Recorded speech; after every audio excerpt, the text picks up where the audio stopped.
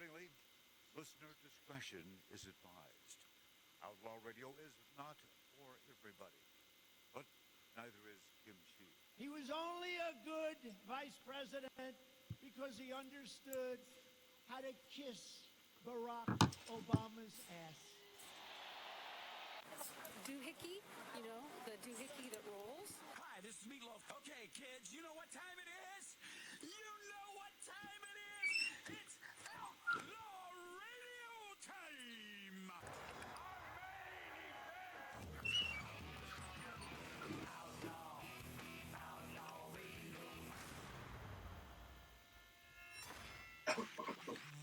this is Sean Young on Outlaw Radio.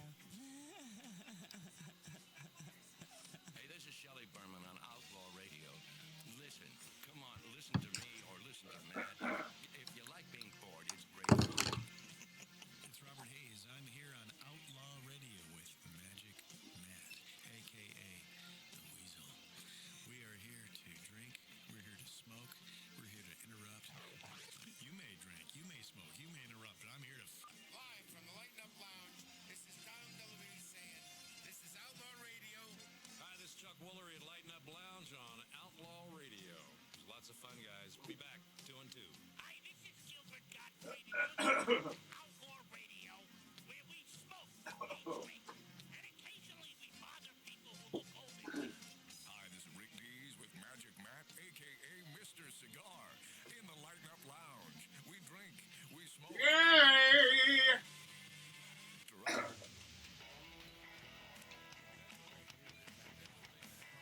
Ha ha ha ha!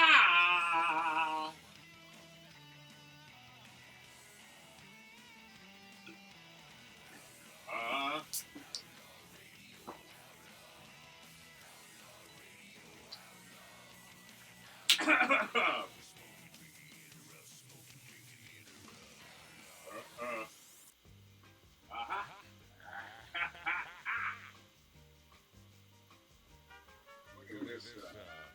90% of baby foods contain toxic chemicals. I believe we have found the answer to millennials. With the exception of Zach, not Zach Gustine, but Zach in charge of our video over there. Good guy, man. He's a relative of our lawyer. No, from that. Oh, believe me, it's tough not to. Yeah. So on Facebook,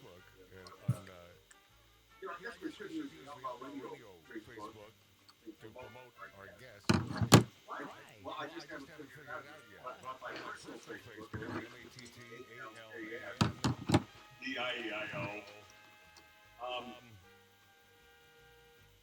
I posted that Bill Macy would be on Outlaw Radio tomorrow, and I posted this yesterday. And a lot of comments, including Michael O'Shea, great radio guy who signed in and said, I became a fan with Hollywood Nights. Ask him how his kids' grades are going. Paige Minabar, he said the final scene of Fargo, where he was in the motel trying to get out the window, was filmed about 5 miles from me. He was great in state in Maine. Zach Gustine posted, I love those stories. Jonathan Bertman, hey, Matt, I just passed your house. I had a service call. That's funny. And then another one from Jonathan Bertman, whoops, too late. All right. And then Dina Crawford. She's the smart one of this bunch. She says, as in William H. And I hadn't even thought about William H. Macy when I mentioned Bill Macy. That's the first thing I thought. So, damn, this guy, who was sort of a household name in the 70s, and then there's Maud. He was Maud's husband. Okay. And he died at 97 yesterday. Hence the reason why I said, look forward to Bill Macy on Outlaw Radio. So now we have a quorum of folks who are listening for William H. Macy today. But I gotta tell you something, the odds of him doing an interview these days, slim and none. How's that wife doing there, William H.? He's getting out of jail. Well, it's what is it, 13 days instead of 14 or 14 instead of 15? Yeah, whatever. She got off easy. Well, I gotta tell you something, though. That's a long time in jail, and she's feeling it. Both literally and figuratively. But she may have found a new way of life. And she may bring that into the bedroom of William H. Macy. Yeah. You know that they took good care of her there. It's not like anybody else, like you or I, going in for 13 days. Yeah. Yeah. I'm sure they took good care of her. Yeah. Squeeze you like a pig. Yeah. All right, so the question. The elephant in the room. No text, no nothing from my brother Mark. You know, and I asked him, are you coming? When did you ask him such a thing? At exactly the top of the hour. Today? Yeah. Okay. I just spoke to him yesterday. And? He seemed fine. He seemed Mark. Yeah. I'll tell you what, man, I don't know how he keeps a gig. Well, I guess he shows up at 4 o'clock in the morning to handle that crane. But, man, when it comes to radio... So we should reset the show for 4 a.m. to make sure he's going to be here? Yes. Okay. Ridiculous. It is ridiculous. Man, by the skin of my teeth last night, our once-a-month poker tourney, and it was do or die. But I really wasn't aware of that. I thought I was already in the final table, which will be next month. It's all the chips are in next month. But I thought I was already in. What happened? I'm in. Oh. Because I won last night. Oh, by good. a point. By a point. If I'd known that I needed a couple points just so I could rest easily, I would have played better. But I thought, well, I'm already in, so what the hell? So is Mark? So I went all in with a middling hand, thinking, who cares? Whatever. But the point is, so the tournament continues, and the final tournament day next month. Are any of your friends in? None of those people there are my friend. Oh. Chris is your friend. What? Chris is your friend. So no Mark. No brother Mark. Man, he does this to me all the time. I don't know why he does it, but he does this to me. Get Don on the phone, would you? Lawmakers are stumping for... Now get this. Hold your pants, Lori. Okay. National Period Day. Oh, come on. People don't have access to menstrual products due to gender identity. And I say this is bloody crazy. Oh. Several lawmakers, including a handful of 2020 Democrat candidates, are recognizing National Period Day in order to elevate the issue of period poverty, lamenting that it is outrageous that some people do not have access to basic menstrual products due to their gender identity. First ever National Period Day, and this comes from Period Movement on a Twitter feed. If faces were bleeding, someone would do something. This is the first ever National Period Day. We're hosting rallies in all 50 states to demand menstrual equality and to an end to the tampon tax. Find your local rally at nationalperiodday.com. Ridiculous. Tax, Lori? Anything? Nothing. We are doomed. You know, we are doomed. I have a question. So these guys that felt that they were born women. Yes. And they're having like all these injections and estrogen and all these things that they're taking. Yeah, and if they want to bleed so bad, I'll help them. So, but I tell you, Matt, if I saw faces bleeding, I'd be running the other way. Yeah. Oh yeah, but so do they buy tampons and just stare at the box? Oh no! They have a place to stick them, Laura. Oh. Believe, yeah, but it's not going to happen. me. It's not going to happen. Are these the people we're talking about? Like the people that are feeling left? I mean, this is ridiculous. Yes, of course it is.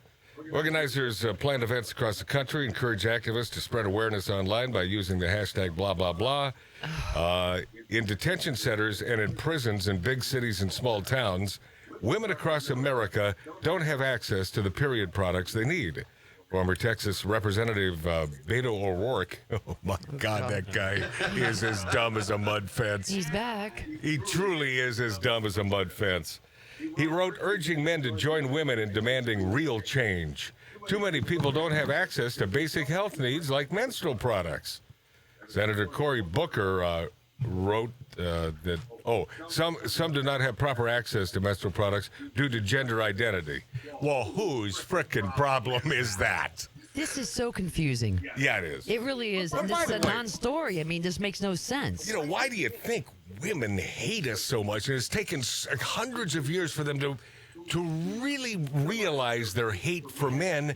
It's because they have to bleed once a month. And I mean that. I mean that. Of course they're going to be a little pissed. It's like guys don't have to do such a thing. And I do feel for you. Yeah, but I don't think women are mad at men because they have to bleed and the men don't. Well, you don't. But see, you're not a big dumb lefty. and only the lefty women are mad at the men because they have to do the math on who hates men. But I'm trying to figure this out. This is a gender equality thing. And, of course, Long Island comes through with gender equality. What's happened to my accent? I know, Matt, I don't think the attendance will be a bit spotty. Okay, that's Mark, almost deserving of a rim shot. No, I can't. I cannot. So these old radical liberals, speaking of them, harassed Rand Paul during lunch here in California. Deputy Chief of Staff posted a video on Twitter containing some troubling footage of him and his boss being harassed by a bunch of radical Tartaroos. While having lunch, was that politically correct? Because I'm paraphrasing here. It said radical liberals. Oh. But same thing. Aru. While having lunch with Rand Paul in California, he explains in his accompanying tweet, we got verbally assaulted by these aggressive libs complaining about incivility. Is that classic? Is that classic? Just incredible. They're trying to have lunch. They're assaulted by aggressive libs complaining about incivility. Now, I'll play this little clip in just a second. It's actually coming from one side only, as it always does. It's always from the left. Why do they hate? They hate because they can, because they believe that they are above it all. One of the liberals harassing Senator Paul, well, I won't tell you what they say because I'll play it. But Senator Paul later retweeted the video, rightfully writing that the left blames incivility on President Trump, and you decide who the rude ones are. What kind of ill-mannered person decides to harass a senator when he's having lunch? What kind of behavior is that? There's no respect anymore. It's the behavior of someone who's truly, deeply, and thoroughly obsessed. Someone who can't let go of politics even for an hour, let alone a second. This person has internalized politics to such a degree they can no longer distinguish the private from the public. It's the personal is political taken to its extreme. Mm-hmm. And these are increasingly more people showing up like this. And when we're talking about radical liberals, it seems that they're having a very troubling obsession with Rand Paul. The senator has been targeted by several people, like these two that I'll play in just a second. And in 2017, his own neighbor even physically attacked him from behind, not to mention the horrific attack by a crazed gunman on him and his fellow Republicans when they were practicing for the annual congressional baseball game. We all remember that. The liberal, could you turn that phone off or something, Lori? Or just tone her down? It's not my favorite song. Yeah. The liberal establishment constantly acts as if Trump supporters are insane. See, that's the classic bit of this. Trump supporters are the ones who are insane, but Trump supporters seem to be the ones who are civil. The reality of the matter is that radical leftists are the ones who have completely lost their stinking mind. They can't let anyone who disagrees with them, and that's everything. If you disagree with them, you can't. You wear a MAGA hat, you're attacked. I have 3 of them, and I have to pick and choose the venue where, if I know that I can beat up everyone in the bar, then I'll wear one. And that's rare, I must tell you. Yeah. But Rand Paul can't even have lunch. And by the way, the other portion of this that is always status quo is these are really unattractive big old wildebeesty looking people. The guy's a big dip-ass looking dude wearing sort of a Hawaiian shirt and a stupid beard. And the chick, holy cow, not with your appendage. Not in a million years. Thank you. I appreciate it. She's lucky that someone will even talk to her. These two in the restaurant in California accosting Rand Paul. Not being rude. Well, I'm not being rude. He's a public official. I have a right to Pause. By the way, Rand is the one off mic. Go ahead. You just ran into two people from New York, kiddo, and we're not putting up with your Republican bullshit. Pause. I know it's not nice, it's not legal to hit a woman. But I gotta tell you something. Don't go there. She's loud. She's obnoxious. And she's your people, Lori. Yeah. New Yorker. No, Lori's never identified herself as a New Yorker. And crickets? I don't know what that meant. Continue. Is that while you and I probably don't have much in common politically, all right, we are Americans, all right? That's Rand Paul. Trying to have a civil discussion, which is impossible with these people. But listen to the vitriol in the voice of this heinous-looking wildebeest woman from New York. That was it. Yeah, I want you to play it again. Oh. Uh-huh. Not being rude. Well, I'm not being rude. He's a public official. I have a right to speak to him. Yes? You just ran into two people from New York, kiddo, and we're not putting up with your Republican bullshit. Pause. That's all we got to hear. Oh, man. What do you want to do? What do you want to do to her? God, I wish you were there. You would have roundhouse kicked her, Lori.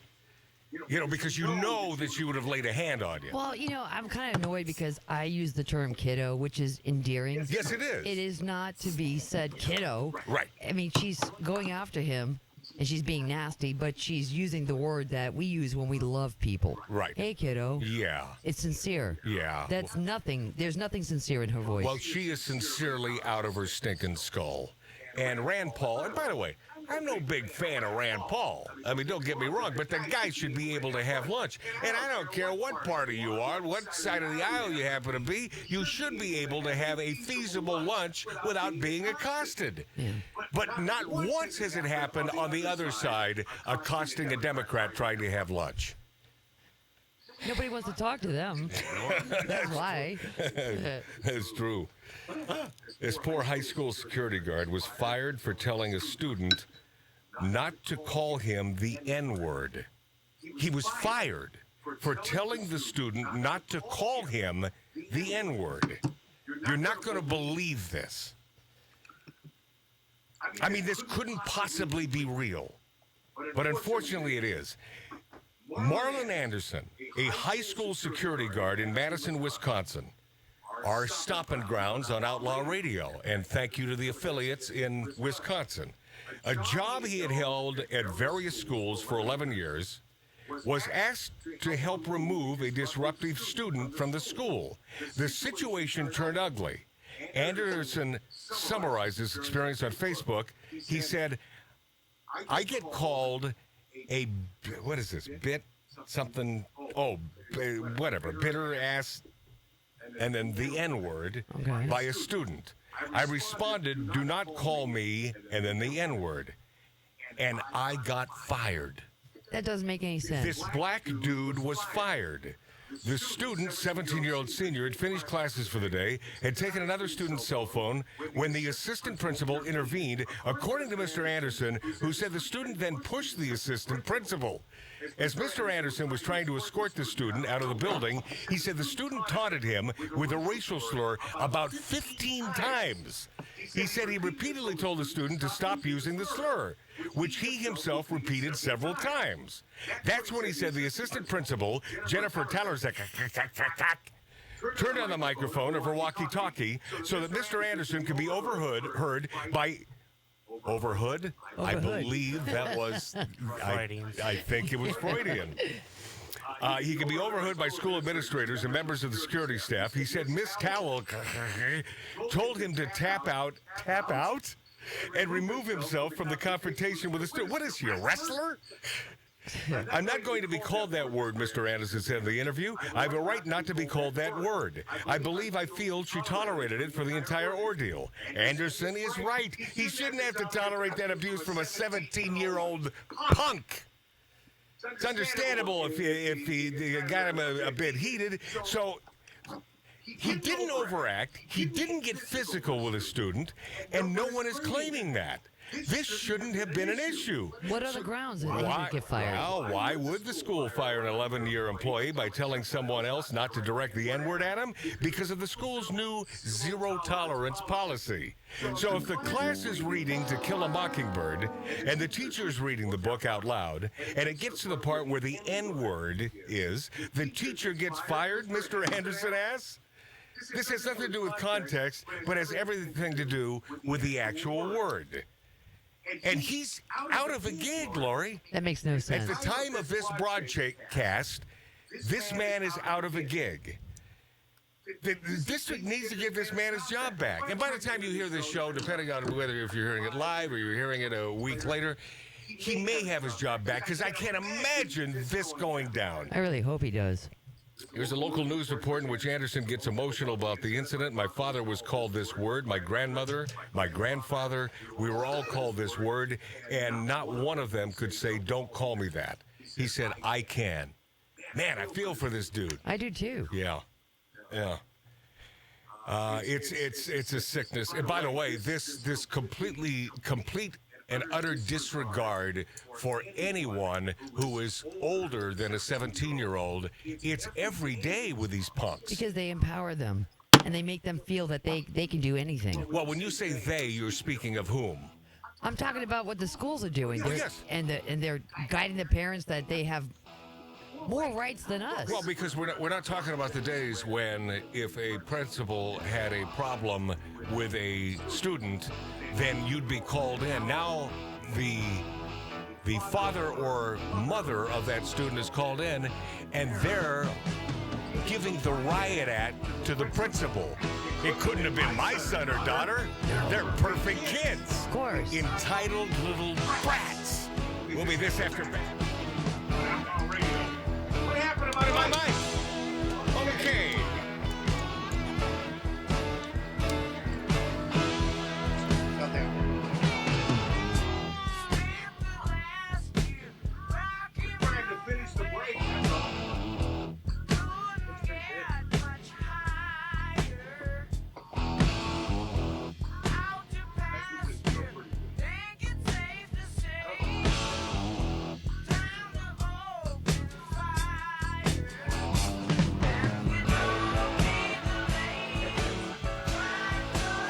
Audio sounds really good.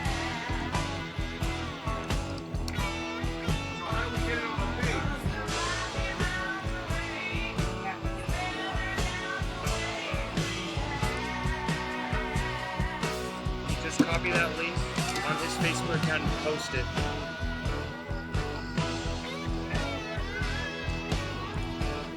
You're using wireless. No, we're live. Internet.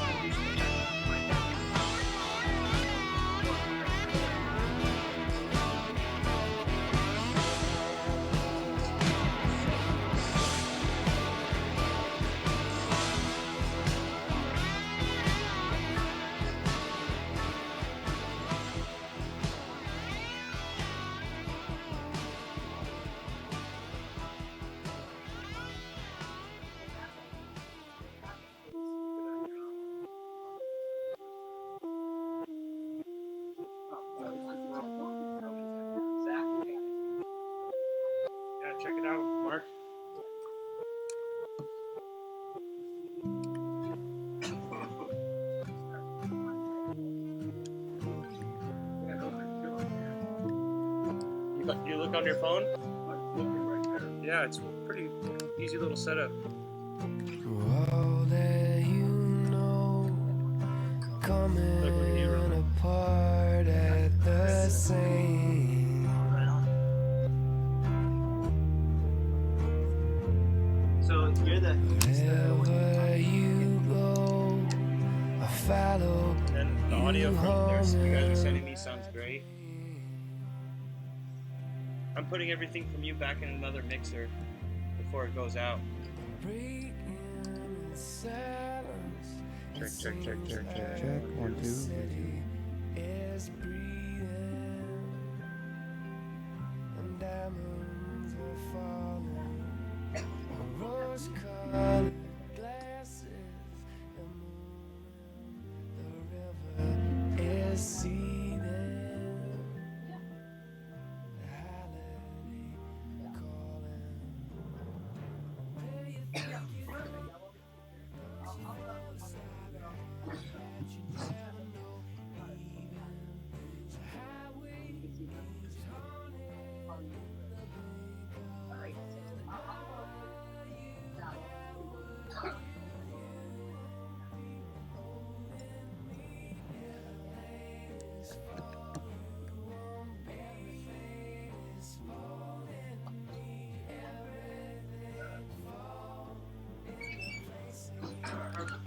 That was Lori looking in the booth. Yeah. Oh, that's a cool shot. That's cool. Why is Mark's camera doing that? That's just that bottom of one.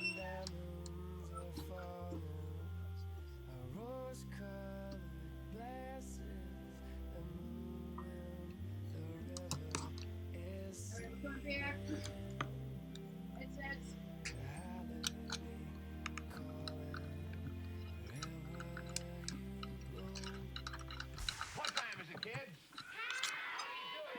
Where the past, present, and future collide in mindless talk at the pinnacle of mediocrity. Now you can drink, smoke, and interrupt with the Hollywood Fringe right in your own backyard. This is Outlaw Radio with Magic Matt Allen. And the evening is nice. Yeah. He's back. Yeah. My poker playing buddy Roman. Oh, pick the mic is hot. Back to Outlaw Radio Live in Light Up Lounge. After your last visit a couple weeks ago here at Outlaw Radio, a couple emails. Fans of Outlaw Radio said, okay, so he's your poker playing buddy, but who is he? Who is he? What does he do? Flesh him out. And I thought, well, if he was a real interesting guy, I would have done that. No, now, please. See, this is why I deserve what I get in my 50s now. Sometimes. This is why I deserve it. I had way too much fun up till 50, and it's over, Johnny. You're not having fun anymore? Come on. Oh, hell no. Oh, God, it's done. Roman, you just turned 50. Oh, yeah. It's done, man. So what do you do? You're sort of in the industry, the showbiz industry, a little bit, right? Yeah, well, I work for one of the largest video display companies, and what does that mean? What does it mean to be the largest video display? I mean, how would we see your stuff? Well, forget about that question. How would we see the largest video display? Most concerts that you see, touring. Oh, okay. So they use the lighting. You mean in the auditoriums and so on? Yeah, and all that. And you do all that stuff. Well, I just make sure the assets get to where they need. Hey, by the way, I just thought of something interesting in Roman's past and dovetails with his work in the lighting and industry. There was a band that screwed you guys several years ago. Oh, when I worked for a small company. Yes. Yeah. Oh, I hate them. This is a band that I like the band, but what went down? And by the way, this is a big band. And if I can remember, do you remember the initials? Because I can't remember the band right now. I'm sure you do. I'm drawing a blank like I always do.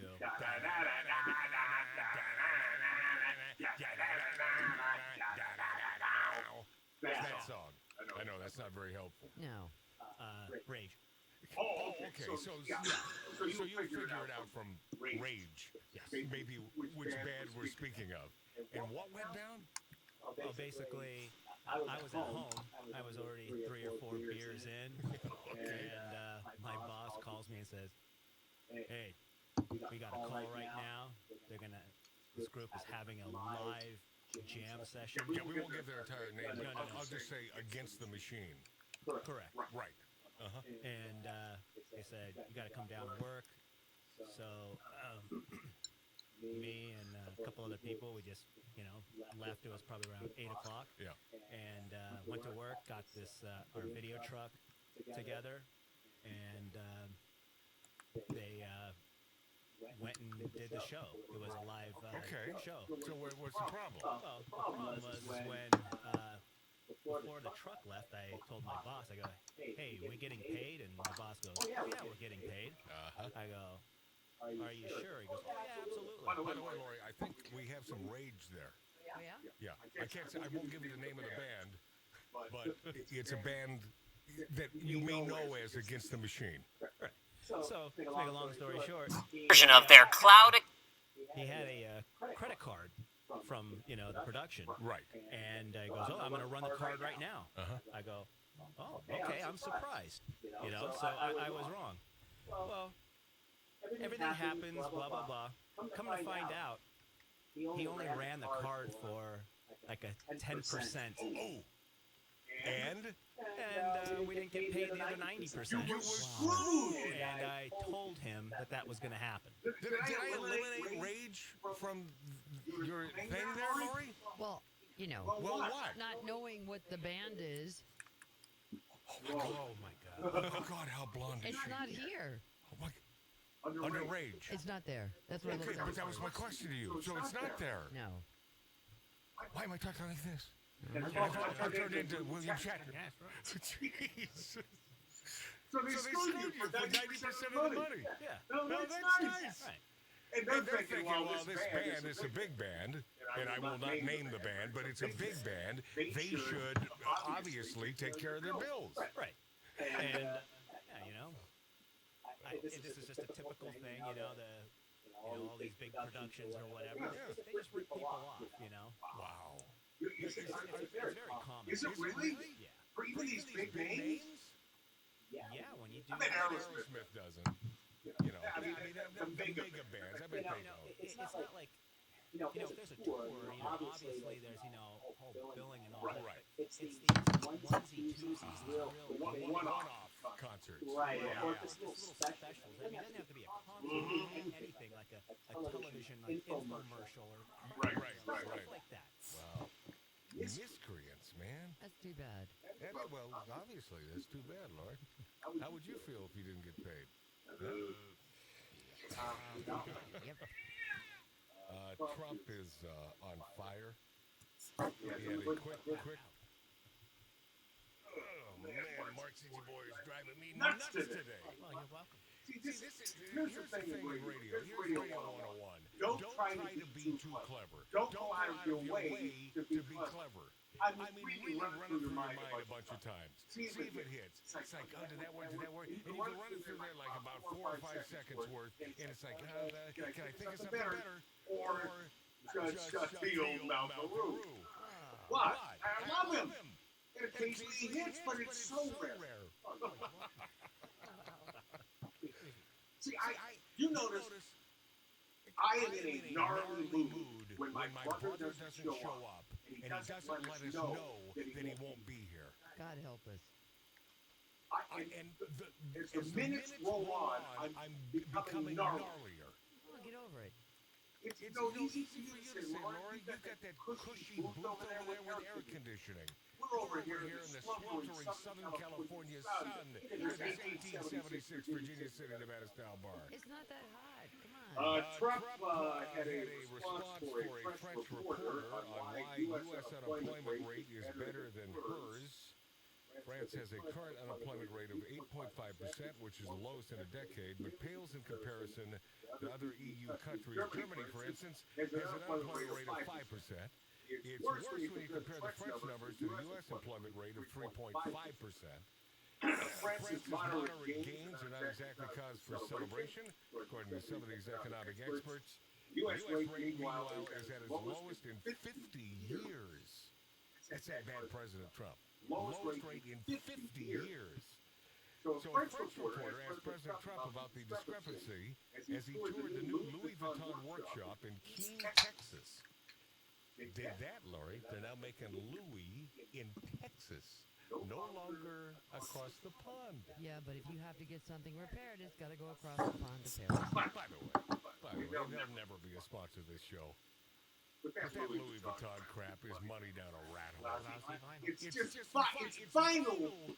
And they were smart enough to market it in such a way that it became this popular thing to have. I know some people that have tons of luggage and purses. Right? Hello. In a closet somewhere. Yeah. And it's worth thousands of dollars, this Louis Vuitton. And it's vinyl. Yeah, but it's very nice. Well, please, it's very nice because everyone says, that's pretty cool. You got a Louis Vuitton. Now, I was well before the Kardashians and all that. I had that in the 80s. And I inherited a lot of that from the 60s. I have Louis from the 60s. So you were snooty in the 80s. Your nose in the air in the 80s. Well, I'm not simply in Long Island anymore. I am much more above you. No. More down the years, I have Louis Vuitton. He taught me about Louis Vuitton. He taught me. Yeah. But I know that the dog cages, when I carry my dogs on the airplane, there's a little cage in the front. Dig this. She has Louis Vuitton dog carriers. Yeah, I do. I have 2 of them. But every so few years, the little mesh thing that's made of iron cracks. And you cannot get it repaired in the States. It must go back to Paris. You don't think that they design it that way? It's free. They'll fix it for the rest of the time I have it. Oh. You don't have to pay for it. It's just cheap crap. I mean, it really is. Honest to God. It's just vinyl crap. It's like Mercedes leather. If you've ever purchased a Mercedes, they will say, well, now would you like the leather or the Mercedes leather? And then now what's the difference? Well, Mercedes leather is vinyl. It's true. It's true. Mercedes leather is vinyl. But look, and then they'll touch it. They touch that. Doesn't it feel like leather? Yes, but is it leather? It's Mercedes leather. Ridiculous. It's all a scam-a-la-la-big dog, man. That's like boot. So there he is in the great state of Texas, President Trump at the newest Louis Vuitton workshop in Keene, Texas. I've been to Keene. I love Texas. What was he doing there? He was touring the new Louis Vuitton workshop in Keene, Texas. So he must have a lot of Louis, because why else would he be there? He's a billionaire. That's like a nickel for him. For a piece of Louis. He's probably got Louis shoes and Louis clothes. They have a whole thing going on right now. So a reporter asked him while he was touring the plant, by the way, this was billed as part of Trump's pledge to America's Workers Initiative. Remember when Barack Obama said those jobs will never come here? They'll never come back? Yeah. Magic wand? Need a magic wand? Or you need a President Donald Trump. Some people wondered who would benefit from the new workshop where handbags would be printed with Made in the USA. All new Louis Vuitton, Made in the USA. Oh, really? I love that. I don't like that. Why? Because you're snooty. See, we go back to snooty. That was the whole thing. It came from France. I love things from France. Crock of crap. I've never liked France. Never liked their arrogant attitude. I'm arrogant enough. Man, could you imagine me living in France? I'd be in a fight every day with these people. No, you would love it. You've never been to Paris. Hairy armpits. Champs-Élysées, the Tower Eiffel. All right, so the reporter asked Donald Trump, said, why is the U.S. unemployment rate better than hers? You have very low unemployment rate in the U.S. and we have a very high unemployment rate in France. How come? What's the recipe for? Well, maybe we have a better president than you do. Funny. How do you not love this guy? Oh my God. A little less than half of America doesn't. They don't get it. I gotta hear that again. I gotta hear that. That's so Trumponian. Yeah. Too bad Donald Trump didn't say it. Oh, he did say it. Yeah. You have very low unemployment rate in the US, and we have a very high unemployment rate in France. How come? What the recipe for? Well, maybe we have a better president than you do. Arrogant son of a bitch. God, he's a good president. Well, that's not very presidential. That's not very presidential. So what is presidential? Sending billions of dollars across the seas in two planes because one plane wouldn't hold all the money. Barack Obama. One plane wouldn't hold all the money. So they had to send two planes with billions of dollars. This Jen Gunter, who I had no idea who the hell this was until today. She is a Canadian-American obstetrician, gynecologist, best-selling author, and a specialist in women's health and pain medicine. She corrects misconceptions about women's health through her books, newspaper, and column. She went on record as saying, a fetus is not a baby, a fetus is not an unborn or freeborn baby or child. If your goal is to legislate medical care, you have to use medical terminology. She went on to say, I will effing call you out each and every time. Ben Shapiro then writes back, noun, an unborn offspring of a mammal, in particular an unborn human being after 8 weeks after conception. That's a fetus, my friends. He's right. She's wrong. We'll be this after back on Outlaw Radio.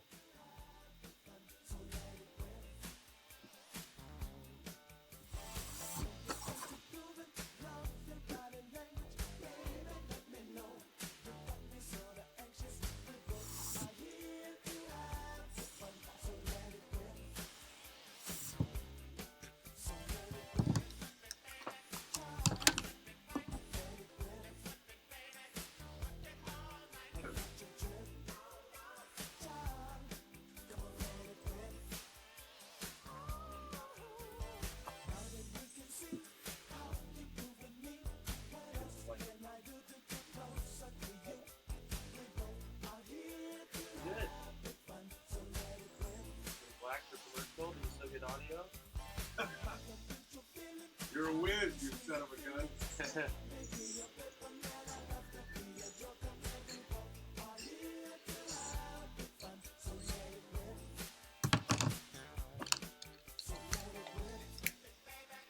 We're really not up anymore.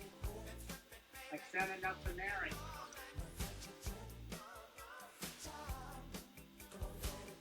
Bloody Mary.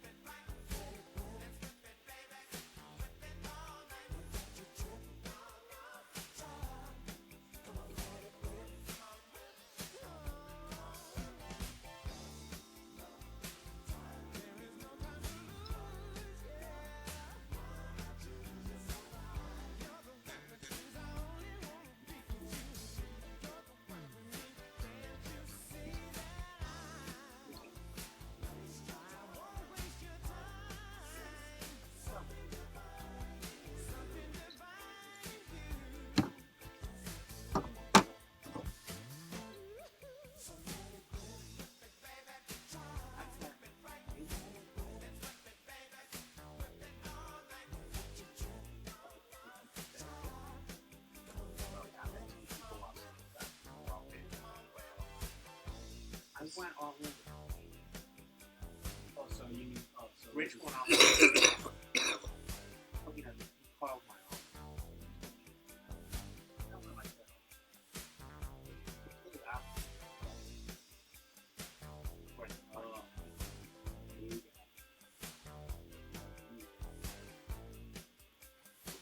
I mean, he's such a douchebag. I don't want to. Ooh.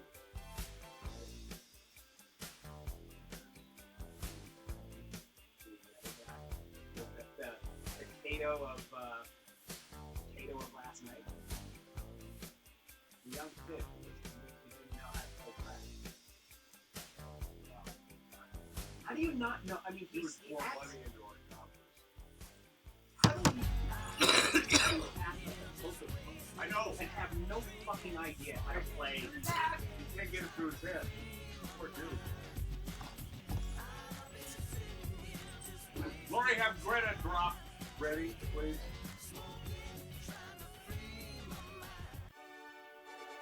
We stand for fun. We stand for great cigars. We stand for the perfect martini. And we stand for the American flag. We are Outlaw Radio with Magic Matt Allen. What if my brother Mark just loves the idea of screwing me over? I gave him a place to live for like several years in the hills of Encino. And this is the way I'm repaid, by him not showing up, and no text, and no email, and no nothing, no phone call. Text him again. I don't get it. Well, you won't. Why do you do that, Lori, when you know that he won't respond? I'm just irritated, I guess. Well, that's going to help. Yeah. Welcome back to Outlaw Radio, live from the Light in the Lounge. Sans my brother Mark. Not promoting any of his gigs in that rock band. Screw him. Am I being petulant? No, I don't think so. New Jersey man has discovered in appeals court that you can't watch porn in your car while parked in public. That's it. That's it. No, he lost. He lost? He lost. Yeah. I'm in trouble. How dare you? Appeals court, and he lost. That's ridiculous. And speaking of how dare you, oil and gas workers in Canada countered Greta Thunberg by saying, "Don't kill our jobs. We power your cell phone." How dare you? The honking horns of big rig trucks blared from nearby thoroughfares where vehicles emblazoned with "We Love Canada" energy signs were driving up and down. When they charged their iPhones last night, that power came from this plant. I gave you a little pause there for Greta Thunberg again, but nothing. How dare you? Well-oiled machine, my friends. He said, pointing to the former coal-filled Keep Hills power plant near Edmonton that was being converted to natural gas. How dare you? No matter what I do, I think I'm going to be in trouble today. No, all you got to do is do things correctly. Oh. How dare you? By the way, I looked up I Loathe Bananas from Planet of the Apes to see if there, because I thought, okay, we could use that drop in lieu of, or in a, to accompany the Greta Thunberg "How dare you," but it didn't really sound right. It didn't have the same tone as Greta. Yeah. Greta is a sort of a Planet of the Ape her own. How dare you? Man, she's good. Dramatic. Mm-hmm. Isn't she suing now? I heard Greta's suing someone for ruining her life. I mean, jeez, if that were a problem, oh my God, I got women standing in line. Of course, we're always the culprit. It's always the guy's fault for some reason. How dare you, Matt? We'll be this after back. Chick-fil-A's first UK announces it's closing. Chick-fil-A in the UK. Why is it closing? Connect the dots. We'll be this after back on Outlaw.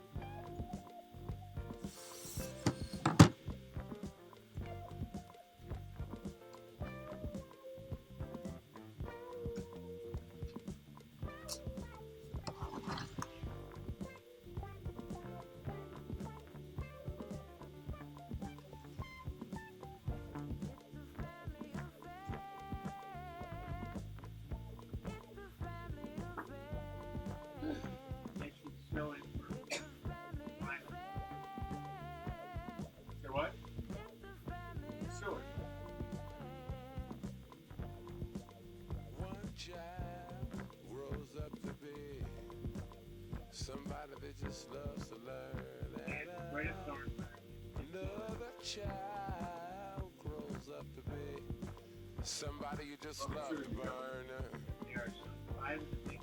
Mom loves the both of them. You see it's in the blood. Oh, not China. Not China? Both kids are good and bomb. The biggest culprit is thicker than the mud. It's a family affair. have to admire the man. What? That was stupid, Mark. Oh my God, you have to admire idiots. What? Roman, you know Glenn and Chad? Yeah. Good buddies with those guys. Work with them. No shit. Yeah, I work with Chad a lot. And my dad was all tell Roman. I said hi. He knows Glenn and Chad. And those guys. Shit. Yeah, I work with Glenn a lot. Glenn taught me a lot of this stuff.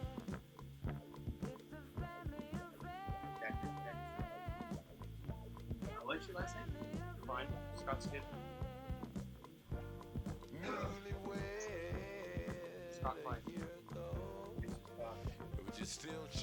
Scott Klein. The guy I know. Yeah. Yeah, he was, because I sent him, I was like, how's it look? He's Holy like, is that Roman? Shit! I know his dad. That's my sister's first Fucking child. A. Oh, yeah. Rolling with Jews, buddy. Yeah, Holy I know fuck. Chad and Glenn. Chip and all them. That's my sister's first son. So I've met your sister. Yes. Not here. I met her when I was a young kid. Wow. Yeah, back when your dad lived in Reseda. Yeah. Right On a cul-de-sac. Right. Only enough. Oh my God, that's sick. Oh, fuck. That's pretty gnarly. Somebody you just love to learn. Yeah. He's all, yeah, he knows Chip and Glenn and them and Chad. I'm all, oh, that's cool. I work for those guys. Chad's a good guy. Yeah.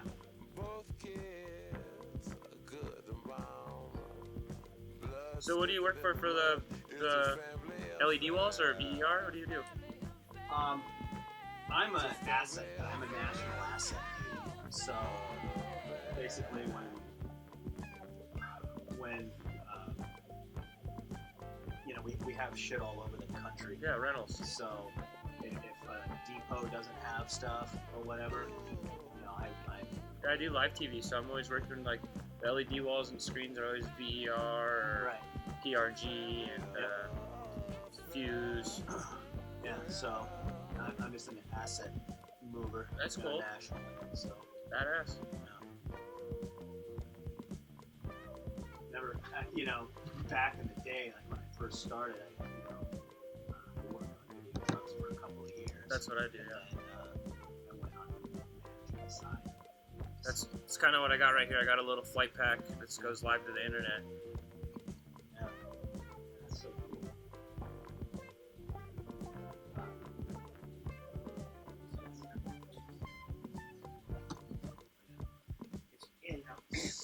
So obviously, so Scott is your nephew?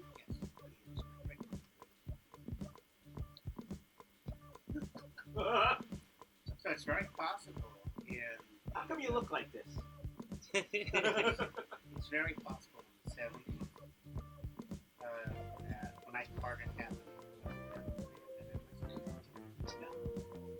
I went to I was.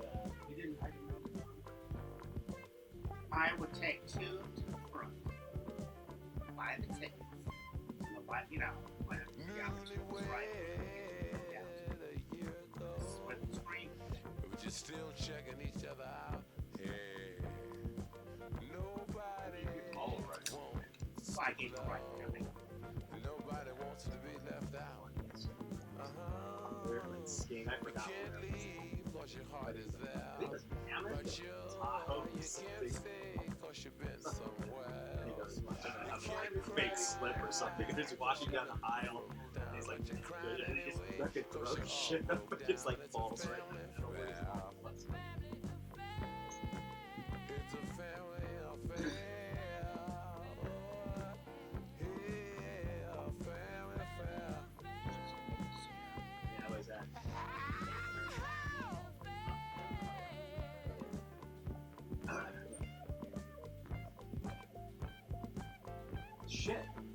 so obviously you were there. Yeah. So I actually counted that far. Here. That's a Oh, you look good on camera. It probably looks good on Everyone looks pretty good. Matches well.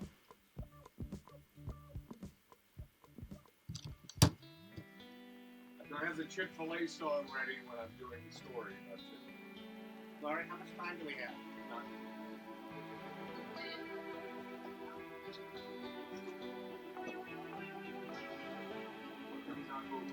Everything.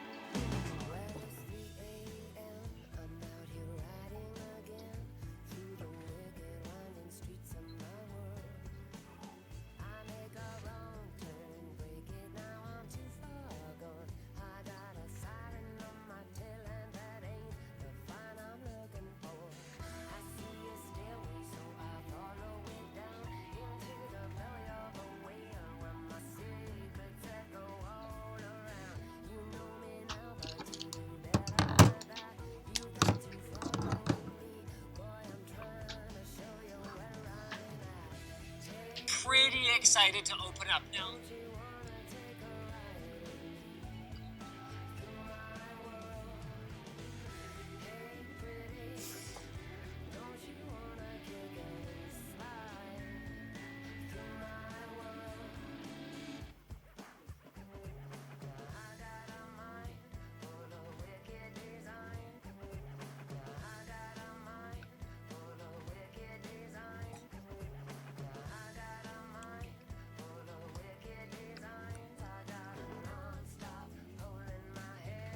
He was only a good vice president because he understood how to kiss Barack Obama's ass. You know, we're the last line of defense. And really, the comedians are the last voice of truth in this whole thing. Hi, this is Meatloaf. Okay, kids, you know what time it is? You know what time it is? It's Outlaw Radio time! Outlaw Radio for all of us. Outlaw Radio for all of us. Outlaw Radio for all of us. Hi, this is Sean Young Exactly. on Outlaw Radio. Yeah. Hey, this is What's up? Charlie Berman on Outlaw Radio. Listen, come on, listen to me or listen to Matt. If you like being bored, In it's the great future, for yeah, you. send me that, and we could do another one. Make cool intros and outros. Yeah. I could do a logo in any corner of the screen, like the CNN logo, with your logo. We are here to drink. We're here to smoke. We're here to interrupt. You may drink. You may smoke. You know what I mean? Just a generic logo. Yeah. Hi, this is Chuck Woolery at Lighten Up Lounge on. Yeah, he wanted that one. You know what I mean? Any logo. I could do it on any corner.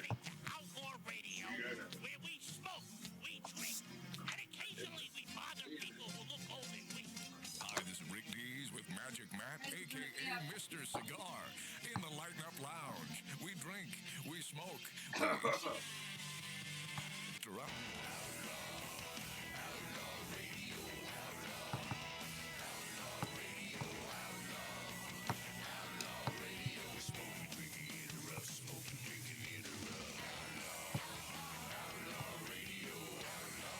Oh.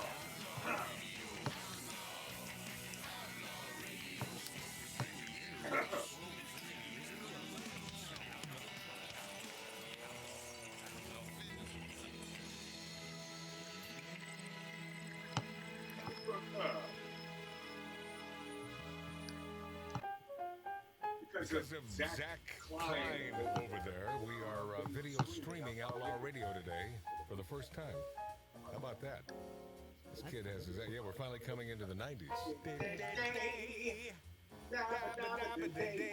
And it was festooned upon me by Mark C.G. Boyer. He said, we should stream. Okay, let's do it. All the kids are doing it, so why aren't we doing it? Well, we're doing it. Thanks to Zach Klein. What I'd like to know is, Hey, Zach over there in the booth, behind the curtain. Let's hear it, buddy. How is it? Because you must be a millennial, right? 91. 91. You make millennial. I think I fall on the cusp. 91. How does a kid your age, how are you not a big, dumb lefty? Because he's not, my friend. How does one answer that? I pay a lot of taxes. That's the way you answer that question. All right. He pays a lot of taxes. He's a businessman. And he work, I bet you work your ass off. I do. He does. See that?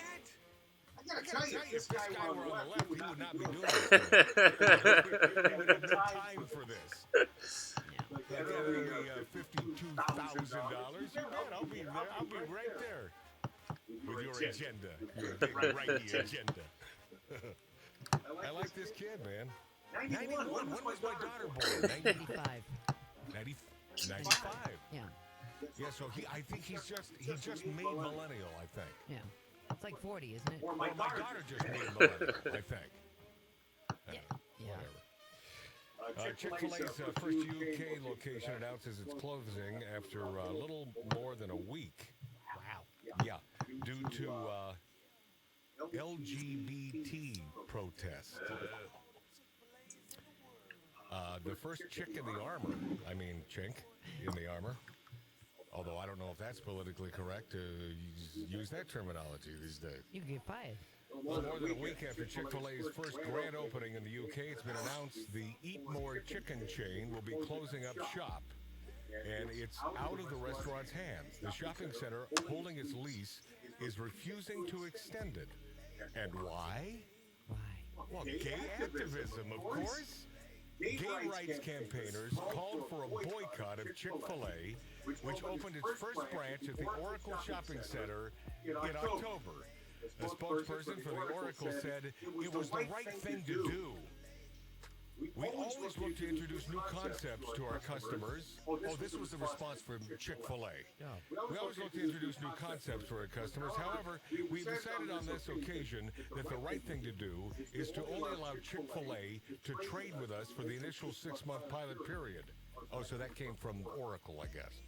And not to extend the lease any further. Reading Pride, an LGBT on this LGBTQ. A group from the local reading area was Tickled Pink Triangle.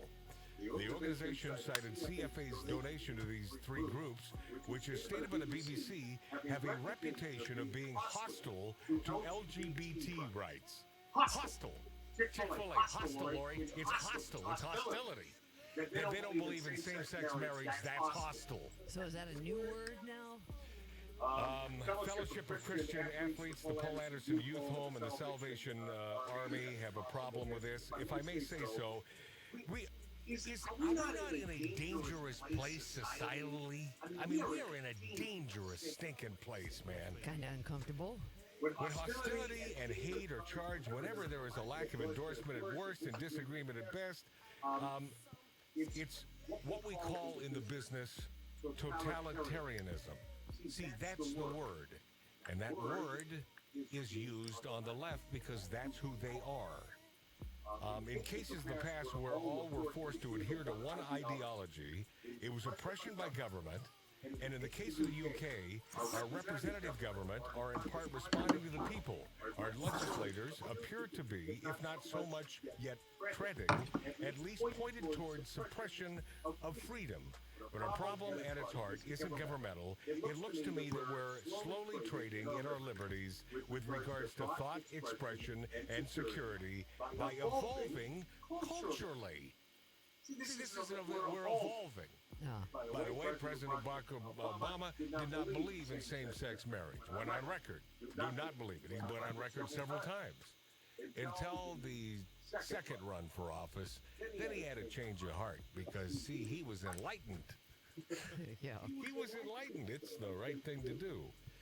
Chick-fil-A will have the opportunity to look elsewhere for a property owner of a different mind. Though this turn of events may make partnership look less attractive, if I were Chick-fil-A, I'd pull all of my chicken out of England. We're out of here. Eat your fish and chips and shut up. You don't want our chicken? Fine, we don't need you. And by the way, I don't think they do. Chick-fil-A is kicking major ass. Yeah. They previously told the BBC, our giving has always been focused on youth and education. We've never donated with the purpose of supporting a social or political agenda. There are 145,000 people, black, white, gay, straight, Christian, non-Christian, who represent Chick-fil-A. As a representative of not only a fast food chain, but America, because we're a nation of differences. Diversity. I love that word being bandied about, thrown about by folks on the left, because they don't really mean it. No, they don't. Diversity only if you agree with us, which, by the way, is not diversity. Contrary to the talking point, diversity isn't inherently a strength, but the room for it, with a radically wide berth when it comes to belief, isn't just an asset, but an imperative. Since we still, as of now, have thought that strength, Chick-fil-A will live to fight another day, and so will everyone else. And soon, whether in one place or another, Brits will be enjoying the most important pickle in the world and delicious waffle fries to boot. Even if the boot is what the first UK attempt is getting. Isn't that incredible? It is incredible. Yeah.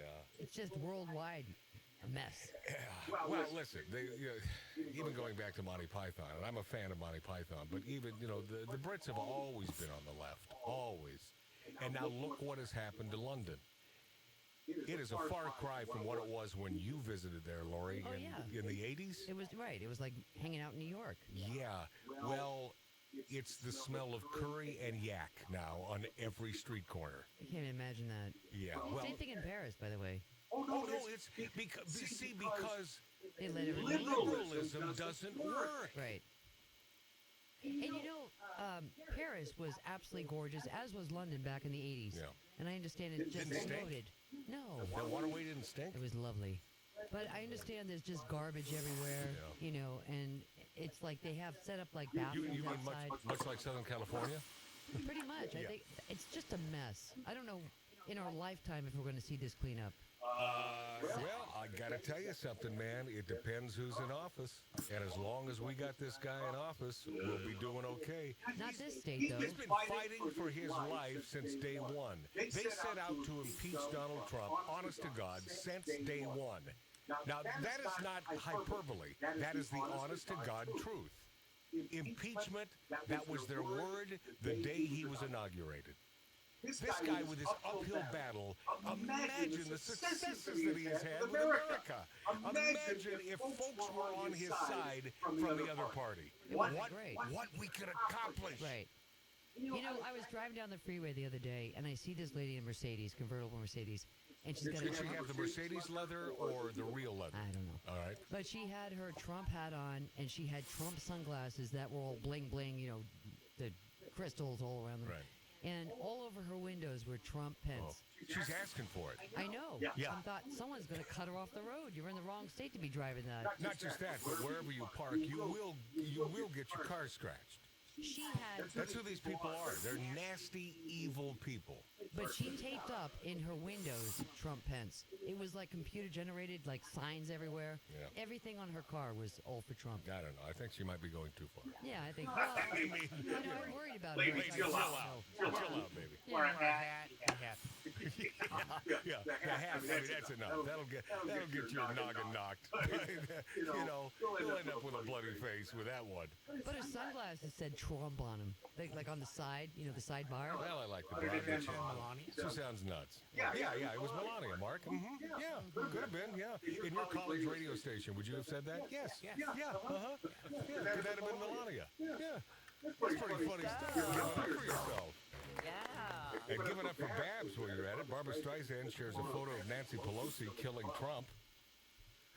What was that, Lori? Left-wing actor and Grammy-winning singer Barbara Streisand posted a photo of Twitter depicting a bloody President Donald Trump being impaled by the heel of a shoe with the word Pelosi emblazoned on it. Barbara Streisand often flirts with the idea of President Trump being removed from office. In July, the Meet the Fockers star demanded that climate deniers be voted out, starting with Trump. Last week it was 114 in Paris, Guadalajara. Oh, by the way, this was a tweet from her some time ago. Last week it was 114 in Paris, and Guadalajara was buried in 3 feet of ice from a hailstorm. Barbara Streisand said in a tweet linking to a fake news Washington Post article about the hailstorm that left the Mexican city of Guadalajara under several feet of snow over the weekend. She says climate change is here now, and it's time for voters to remove the climate deniers from office, starting with Trump. By the way, it was a fake story. It never happened. You know, she was supposed to go to Canada, wasn't she? Her and Cher, when they found out that, They're all liars. They talk out of both sides of their mouth, Lori. Yeah. I mean, she's still living in her palatial estate right down the coast there. I love it when Pelosi talks about values, our values, our values. What values? What values?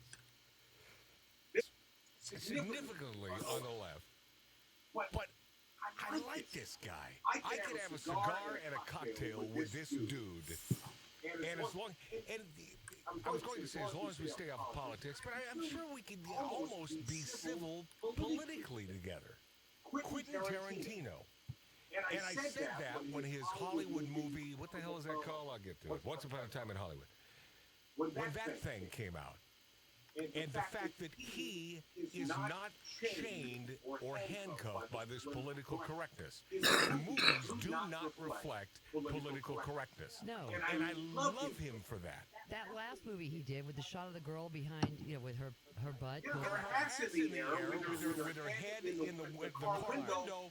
Was awesome. That's what we want to see. I mean, males want to see, and I'm certainly LGBTQ. Community wants to see this. Yeah. But now, director Quentin Tarantino is reportedly refusing to recut his film, Once Upon a Time in Hollywood, to please censors in Beijing, virtually guaranteeing that the Sony release won't play in China. Chinese authorities are rumored to have blocked the release of Once Upon a Time after Shannon Lee, the daughter of martial arts actor Bruce Lee, contacted Beijing film officials to complain about the way her late father is depicted in the movie. China ranks as the world's second largest movie market, and Hollywood studios clamor to get their biggest titles on Beijing's approval list. They go out of their way. But the Hollywood Reporter revealed Tarantino has no plans to touch the scene in question, which portrays Bruce Lee as an arrogant and self-aggrandizing performer who is defeated in a fight with low-ranking stuntman Cliff Booth, played by Brad Pitt. Which, by the way, that was a great scene. It was. The reporter cited an anonymous source close to the situation. Okay. So the dude who's defeated in a fight with low-ranking stuntman Cliff Booth, Tarantino is one of the rare filmmakers in Hollywood who retains final cut privileges over his movies. And this is the important part. Otherwise, he would not, the studio would slaughter that thing. And if Orson Welles was given that right on his second movie, Orson, I was going to say, he did okay. I mean, he died in the 70s, but the guy was huge. Guy was humongous, but he wasn't given final cut, and they slaughtered his movie. The Ambersons, and they slaughtered it, and it screwed up his life. But Tarantino, he has final cut privileges. The absence of a China release will likely hurt the movie's global box office haul. Both Pitt and co-star Leonardo DiCaprio, they're, I guess, huge among Chinese moviegoers. Once Upon a Time was originally slated to be released in China this month through the Bonafilm Group distributor. Tarantino has publicly defended the way he portrayed Bruce Lee, saying the martial arts fighter could be boastful in real life. I heard him say things like that, to that effect. The director told journalists when promoting the movie overseas earlier this year. Could Cliff beat up Bruce Lee? Brad would not be able to beat up Bruce Lee, but Cliff maybe could. Yeah. So I gotta tell you, man, Quentin, Nicely done. Yeah. I mean, that's ridiculous. I like the guy with huevos, man. You know, stand your ground. And imagine the money. He's losing. By the way, I've been coughing since last night, and I don't know if it's the dust or maybe it's the fact that this room is filled with smoke. No, it's a wind. No, it's awful. Oh. Yeah, but I don't notice you coughing, Mark. It's just you coughing. Drugs in me. You know, we're on the air and I don't want to cough like I used to. Yeah. So I'll take up where you left off there, Mark. How much time do I have on this? That's a tremendous. That's great. About 7 minutes. I doubt that, but this gives me enough time to do this. We captured the moment our colleagues, children learned about the gender pay and leadership gap. Their reactions are a reminder to never be complacent, and that's why we've committed to closing the gap. Join us. Where the hell is the number on this? Did I not give you the number? No. No. No. Look under City, C-I-T-I. It should come up. I don't know how I missed that one. Did it come up? Citibank? There you go. Okay. Alrighty. Dig this. Gender-neutral restrooms in UK schools reportedly causing girls to hold bladders all day, stay home with mess. This sounds like a story related to the other one that I did last hour. My friend's daughter has been holding her... Yeah, I don't know how that appeared there. Okay, so dig this. Which, by the way, would have dovetailed nicely. Well, what's the story? Pardon me? What is the story? Well, this goes back to the poor kids. That can't go to the bathroom?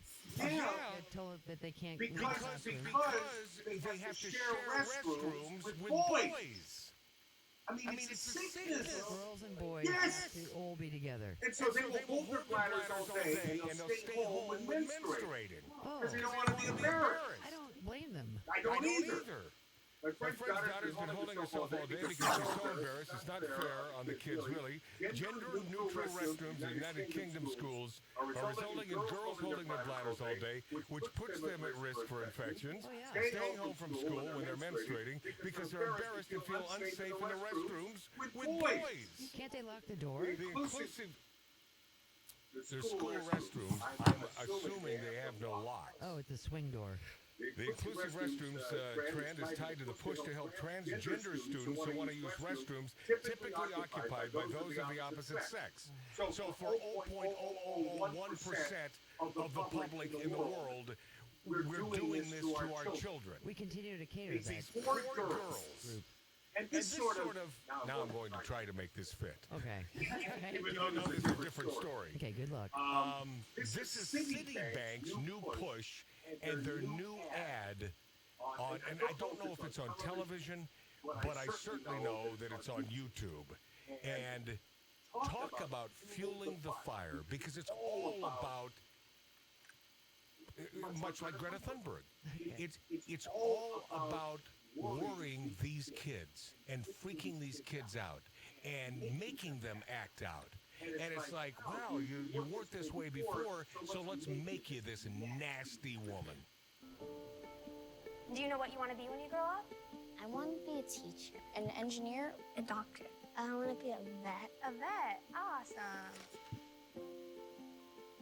So, I'm going to be talking to you about a couple of things and asking you questions and how you feel about it. Okay. So, Pause. what? By the way, so she can't relate to the kids unless she goes up at the end of every sentence. Yeah, With a question mark? Is that okay with a question mark? They don't even have to say anything. All they have to do is say gibberish, and then they'll understand it. Because it's a question mark at the end of the sentence. If I told you that, in general, that women get paid less than men? Pause. Now you got the kids and their reactions. And by the way, they start off with a false narrative that women are paid less than men. That is a lie in 2019 that they continue to festoon.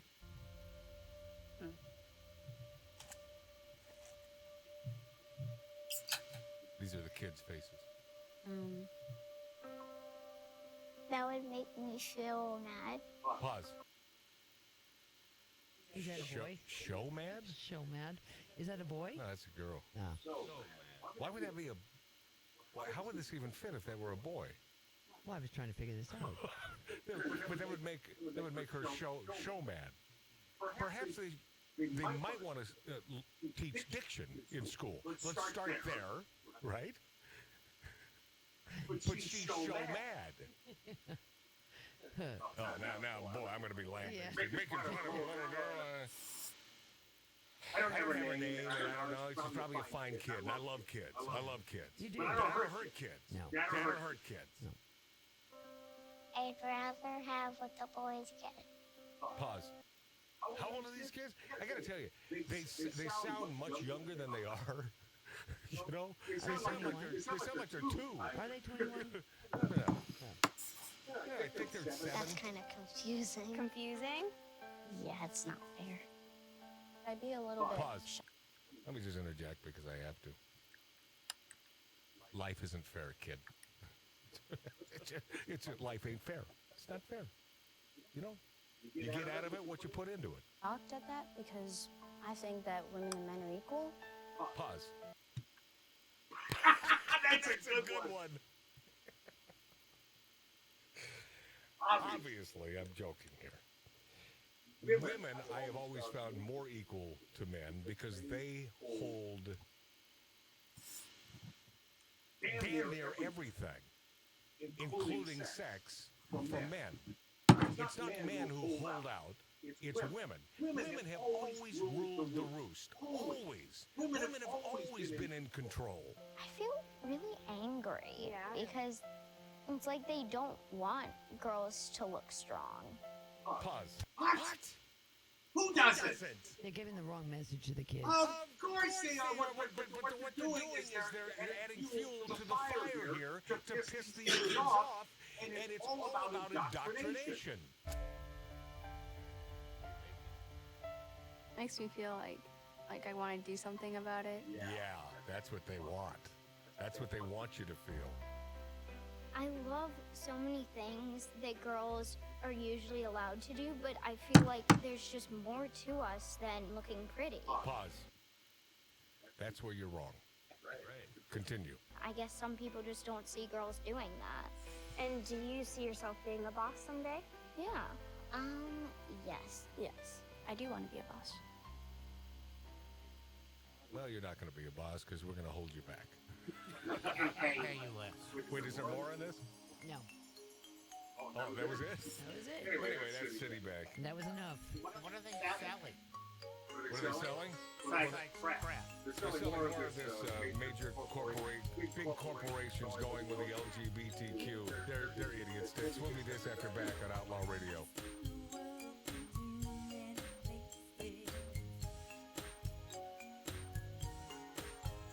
Matt, did you not say at one time? I had the clip. Yes, but I was joking. It was parody. Oh, I'm sorry you said it. That said nothing. It's amazing. It said nothing. No, it's sick. It's sick. Well, they start off with a false narrative. They start off with a straw man. And there is no issue here.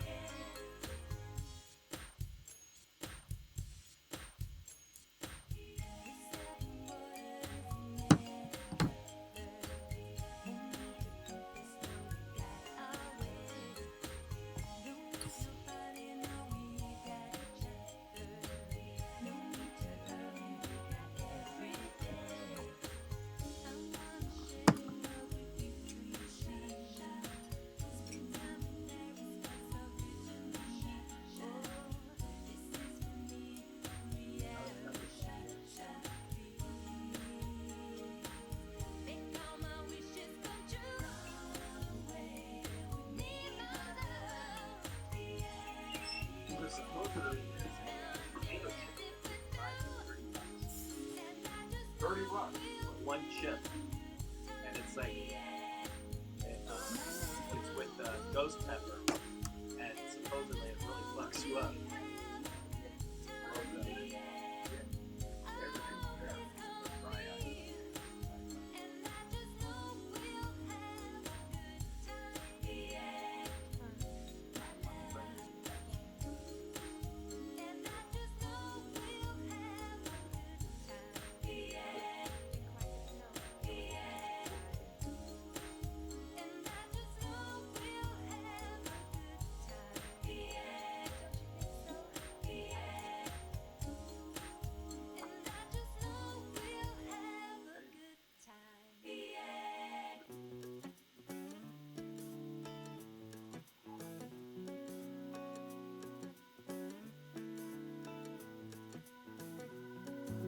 I'm not aware of too many things. I know what I know if you know what I mean.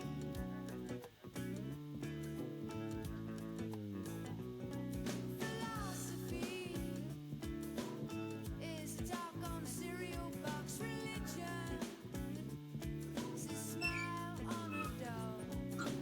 I'm not aware of too many things. I know what I know if you know what I mean. Who started the alphabet people, the comedians? What? Green. Kevin Hart. Whoa. Hey, Al. Coming back. Does he not want to come in? While driving along, top down, hair whipping in the wind, the radio turned up so loud bugs burst and birds scatter. You've got it locked on the greatest show on earth. Tanned, relaxed, and grinning. The legendary Outlaw Radio.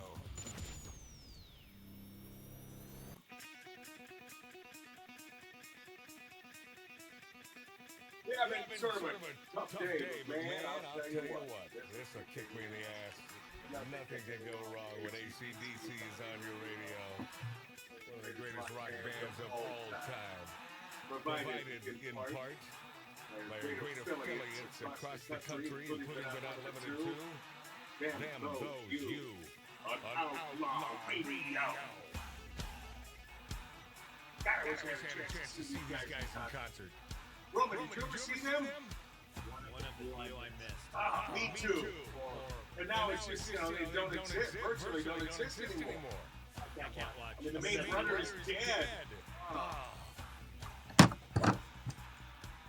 It's extra satisfying. The females, by and large, can't stand this band. Hey, thunder! I mean, I'm surprised Lori Abbott Jr. is playing this. I did that for you. On Outlaw Radio. You guys are the best.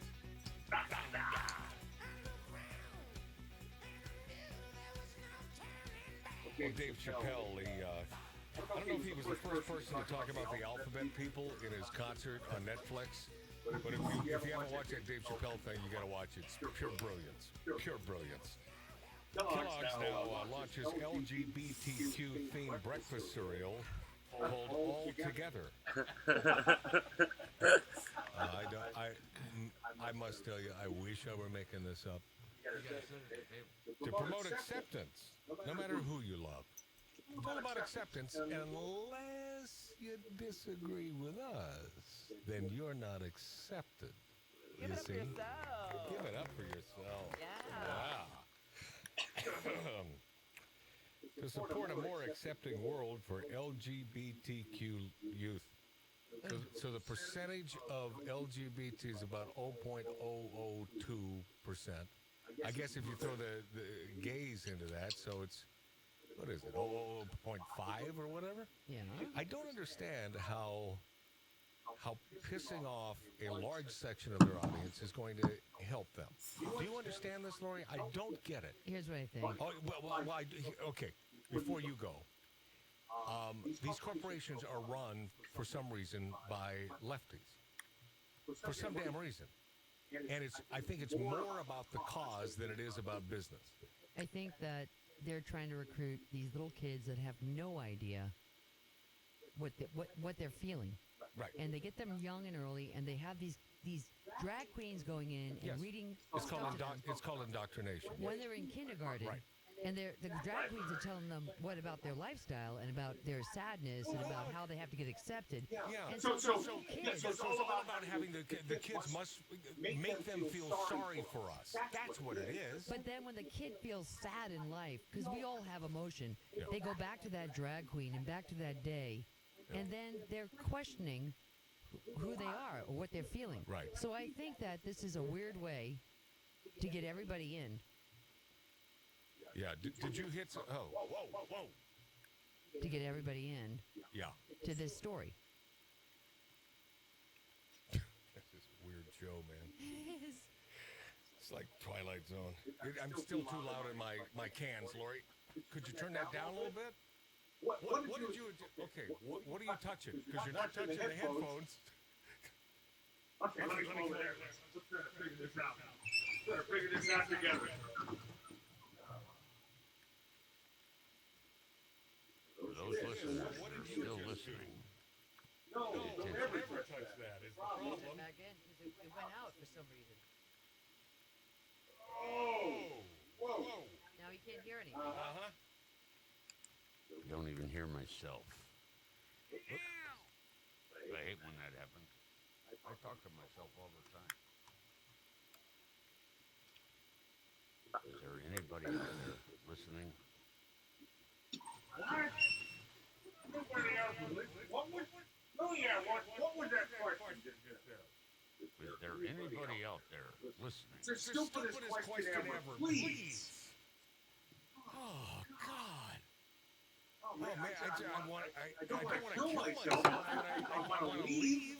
Yeah. I really want to leave today.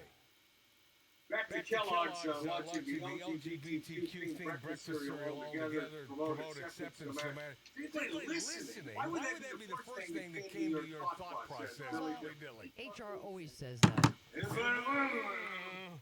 I mean, who are you talking to if they're not? Myself. And there you have it. Which is what we're doing today. But let me ask you this: is this for Fruit Loops? Kellogg's Nice Fruit Loops. Now Piccadilly ain't drunk at all when he says cereal. Not even a little tipsy. Cereal. Kellogg's is launching LGBT themed cereal. What are the details? The $19.99 special edition box includes 6 individual packages, each of which containing Corn Flakes, Fruit Loops, Frosted Flakes, Frosted Mini Wheats, Raisin Bran, and Rice Krispies. I know, Lori, you gotta laugh at this. I have. Because it's so stupid. Yeah. The company said all together is a symbol of acceptance no matter how you look. Kellogg's also noted that it became an official partner of GLAAD, G-L-A-A-D, to celebrate Spirit Day. Give it up for yourself. Yes! Yeah. I'm glad! I'm so glad! Celebrate Spirit! There's no place to go. Effing morons! Crazy. They're morons, Lori! What does the variety pack mean? They have a variety pack where there's individual boxes of Right. wrapped in cellophane. That doesn't cost you $19.99, right? That's the best. Yeah. So they. I know, that's been around forever. Yeah. Is that inclusive? Little taste of everything. Kellogg's is an official partner of GLAAD to celebrate Spirit Day! Swing it, baby! and dance with your hands way above your head. The largest, most visible anti-bullying campaign in the world, where millions wear purple to stand up against bullying and to support a more accepting world for LGBTQ youth. In addition, the brand says donating $50,000 to GLAAD. Kellogg's for only 50. That's like a cup of coffee for these guys. To support its anti-bullying and LGBTQ advocacy work, the company's chief diversity officer, I couldn't have guessed. It's a woman. No. Yes. Priscilla Quarantine Gang told told Pink News UK that it's firmly committed to equality and inclusion in the workplace, marketplace, and in the communities where we work and live. We have long been allies and supporters of LGBTQ employees, their families, and the community, and the company continues to welcome everyone at the table. But the number of them you can put into a small stadium. So what are we talking about here? Incredible. Speaking of the alphabet people, Billion star Asia Kate Dillon calls for gender-neutral Emmy Awards. Oh my God. Give it up for yourself. Now, Yeah. I must tell you that, not one to boast, but I've been talking about this on Outlaw Radio for a number of years. The fact that there is a Best Male and Best Female winner, that doesn't coincide with Hollywood's activism. It doesn't work. It's simple. There is no gender, you understand. But man, when it comes to the awards, Hollywood disagrees. Asia Kate Dillon, star of Showtime's Billions, wants to see non-gendered acting awards at the Emmys, but so far, Hollywood is resisting the pressure to make categories gender-neutral. They don't like this idea. The New York Times reported this week the gender non-conforming Dillon is calling on the Television Academy to drop gendered acting categories from the Emmys, telling the newspaper in an interview, I presume no one has asked them directly to make that change, so perhaps this is the right moment. One of the first steps that need to be taken to make that change, call me, email me, let's get her done. Spokesman for the Television Academy told the Times that while the organization celebrates inclusiveness, give it up for yourself. It has no plans to make that change. And you know why, my friends? You know why they have no plans to make the change? Because they, meaning Hollywood, are malcontent hypocrites. That's who they are. They talk out of both sides of their mouth. They fly in the big jumbo jets to get to their next gig. Right. Huge limousine, gas-guzzling limousines, but yet there's a problem with our global climate because, damn it, it's warming, and it's all because of fossil fuels. No wonder I have not been offered a part in a movie in years. Because when I wasn't so outspoken, I gotta tell you, man, I did a few things. I mean, that last thing I did with Burt Reynolds, that was a cool movie. Yeah. That was fun. Yeah, you were great. Lori feels the need, I think, to say that. I was very proud of you. You were really good. Lori, you haven't even seen it. I did too. I saw it in France. Like French. It was all like French. You saw the French version without my real voice. I know your voice. Oh, my best buddy John Albee, who now resides in Arizona because he couldn't take Seattle, Washington anymore. He told me when we were kids. I mean, he spelled it out. He said, "Matt, how can you like Hollywood? How can you want to go there? They're a bunch of a-holes." It wasn't like and I didn't get it. It was never like this. It obviously was when we were kids because he knew it. He knew who these people are. Ultra liberal. And I didn't know politics when I was a kid. It's like, I just want to go to Hollywood and be a star. But he was like born conservative. That guy is like conservative his whole life. Yeah, which means he's smart as hell, and he's always been a smart guy. And he doesn't talk out of both sides of his mouth. Never has. No. He's a good boy. We got to be going to break right now. I mean, are you watching the time? I always watch the time. Oh, okay. So is that a yes or no? No, we have about a minute. Well, then bump me out with a good... That new one. Wait, it's not even new, but I found this the other day. Jason Aldean. Yeah, I've never been a country music fan, but I gotta tell you something. I'm getting into country music. These guys are Americans. These guys love America. And this is a great song. So we'll be this after back. This is Jason Aldean on Outlaw Radio. I'll play a little of it. If you're a country fan, you already know this thing. I think it was released a year and a half ago. Love how you close your eyes when I pull you in closer.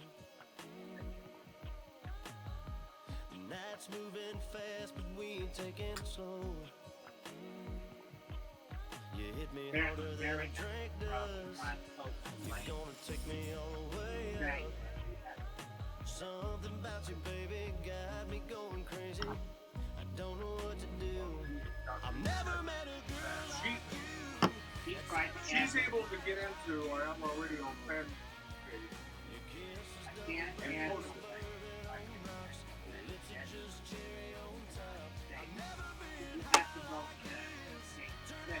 I can't, because I can't even get into that fucking Outlaw Radio fan page on Facebook. It won't even allow me as an administrator to get in.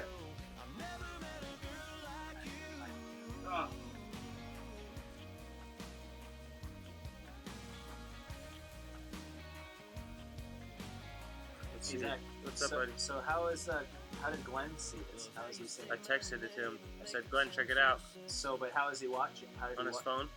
Oh, on his phone? It's on YouTube. Oh, so it's on YouTube.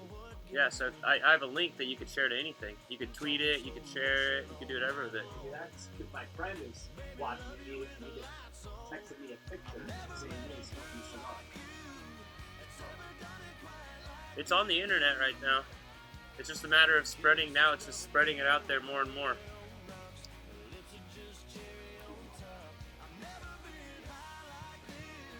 Well,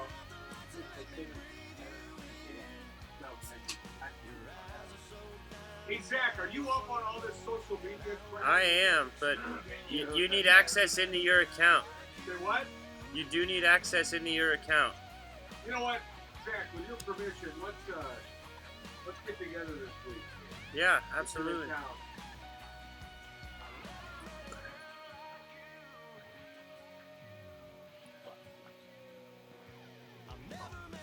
What's his Facebook page? Outlaw Radio? The website is outlawradiolive.com. Trying to find your Facebook. I could put it on your Facebook page, and then if you could share it, that would work. Just put it on Matt Allen then. M-A-T-T, last name A-L-A-N, And you on could my Facebook. and you could share that? Yeah. Okay, perfect.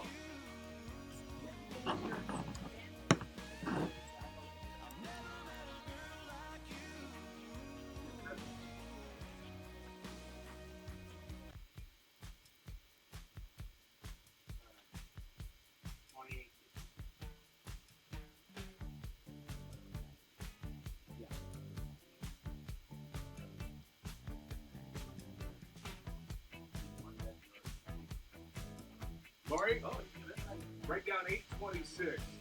This is one I missed. Oh no, it's on there. 826 real. And then the Schwarzenegger drops for the obvious Schwarzenegger in this next segment.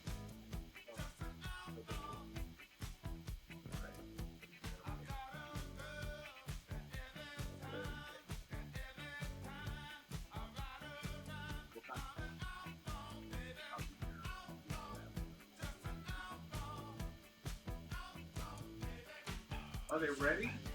Well, I told you to wait. Then when you open it,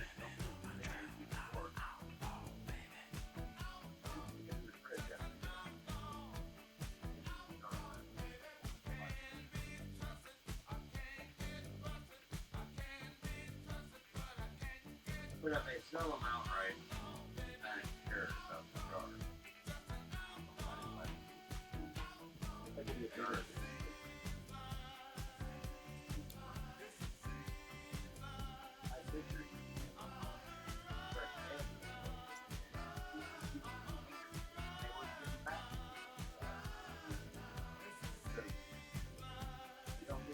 What I actually say.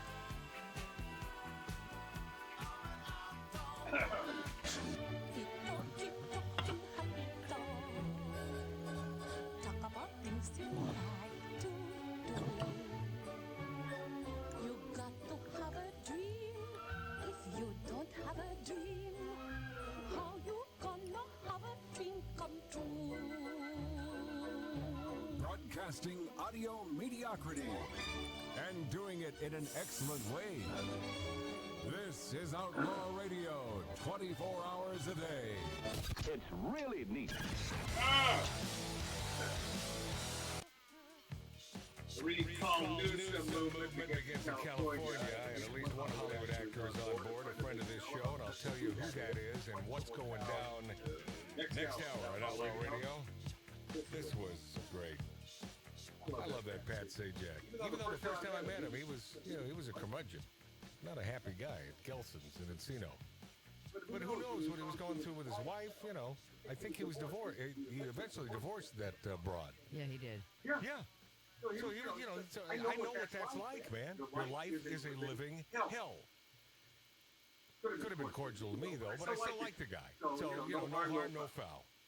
Welcome back to Outlaw Radio. Wheel of Fortune contestant talks about loveless marriage in this intro. Blair Davis kept the audience laughing after host Pat Sajak asked him to introduce himself and talk a little bit about his family. Hello, Blair. Hello. Blair Davis, Cardiff, California. Own the trucking business, it says here. Small trucking business in San Diego. Good for you. And talk about your family. I've been trapped in a loveless marriage for the last 12 years to an old battle axe named Kim. She cursed my life with 3 stepchildren named Star, RJ, and Ryan, and I have one rotten grandson. Pause. I wish Pat hadn't gone on to say what he's about to say instead of just leaving it there. It would have been much better for the show, much better for ratings, especially if the guy... Are they held over from show to show if they win? I don't watch that show. I haven't watched... Yeah.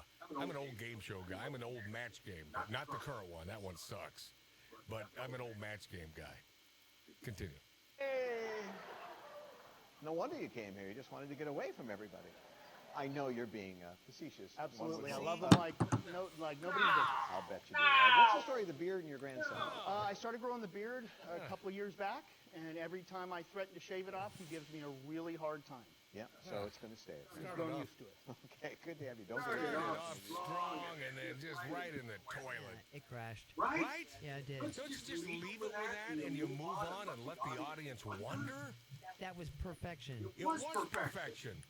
But then Pat, you were just kidding, right? No, I wasn't kidding. And what he should have said is, no, I'm not kidding.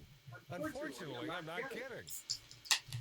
That battle axe is out in the audience, and the only reason she's here supporting me is because she wants all the money. And boy, and she'll get it too, boy. Yeah. Wow. Oh, God, I got to start drinking on Outlaw again. Just one of those days. It is one of those days. Are you repeating? Are you like a minor or a parent? You're repeating everything I say today, Lori. I am? I didn't even know I was. I didn't think that. Are you back to smoking marijuana? No, should I? Karnak act? Yes! It's like doing the old Johnny Carson Karnak. Oh, man, we leave Zach in the dust with that one. Zach, who's running our video feed on Outlaw Radio today. He's thinking, Karnak? What the hell does that mean? I have no idea. See, he has no idea. Yeah, but I know my audience, Zach. I know if you don't know. But I can talk to millennials. Oh, yes, I can. I can scold them and I can help them. Arnold Schwarzenegger is disappointed he can't jump in and run for president. Well, you did such a great job as governor here in California. What everyone forgets, didn't we oust him? We did. We ousted him. That's how ousted. That's how bad he was. I voted for him. Great hopes. It is after back on Outlaw.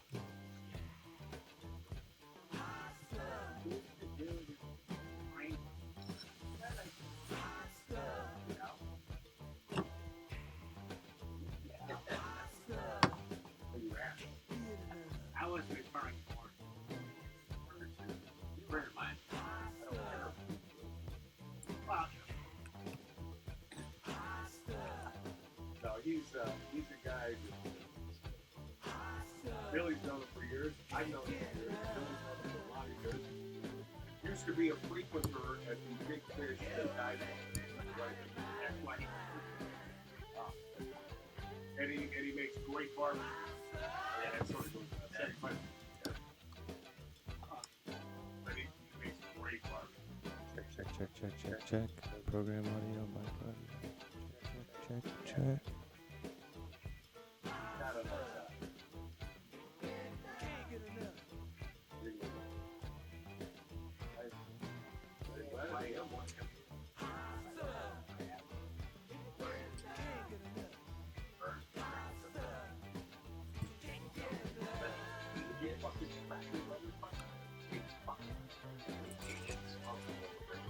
Oh, good. So now, at least he got something out of it.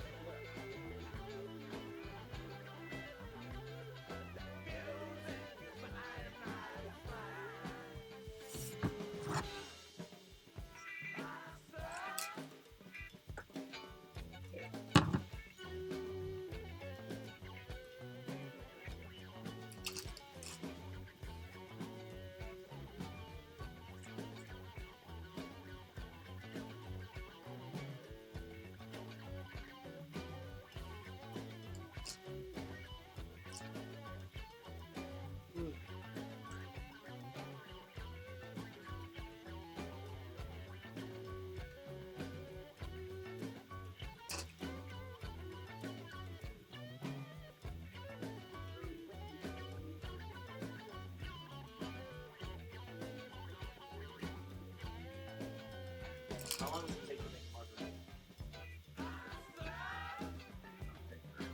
What did you tequila for that? I bought the tequila and triple red. I didn't buy triple red. I have some triple. Alright. I Yeah. didn't buy that. It's out there, man. I've got this cheap ass triple set. I probably also buy million for the huge triple choose that. Hey, I bought two different,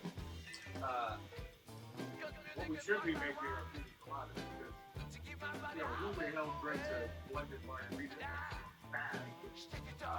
You hear me say? Yeah, but I heard you. You know that I'm doing this tongue in cheek there. So it says. That wasn't a yes. Yeah, but you got anything to make a mark or the other one? I want Zach to know that I have no problem. Just in case you want to know. I'm getting to the point where I'm meal. Yeah, who knows what the fuck they are now. I'm not going to your house to hang out. Yeah, keep it away from me.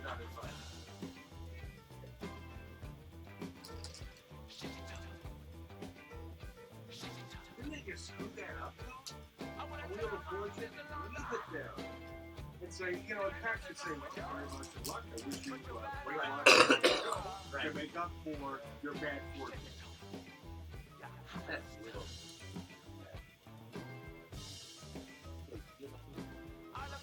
Yeah, it was great.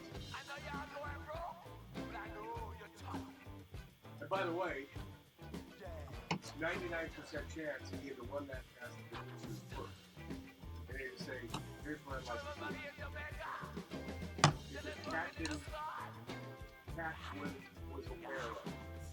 He was aware of the retort. He knew. He knew what the guy was going to say. It would have been better if he didn't. But that was all planned. Believe me, that was planned. He went to the producers, okay, here's the way I'd like to produce my story. They said, okay, alright, yeah. And then Pat would soften. Pomegranates! No pomegranates! None! I don't want them anywhere near here. Same here. Really? Yeah, and I had to wake up. Oh!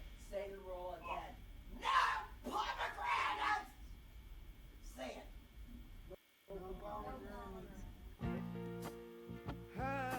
Boy, that Rick is the most egoistic motherfucker on the planet. Is he not?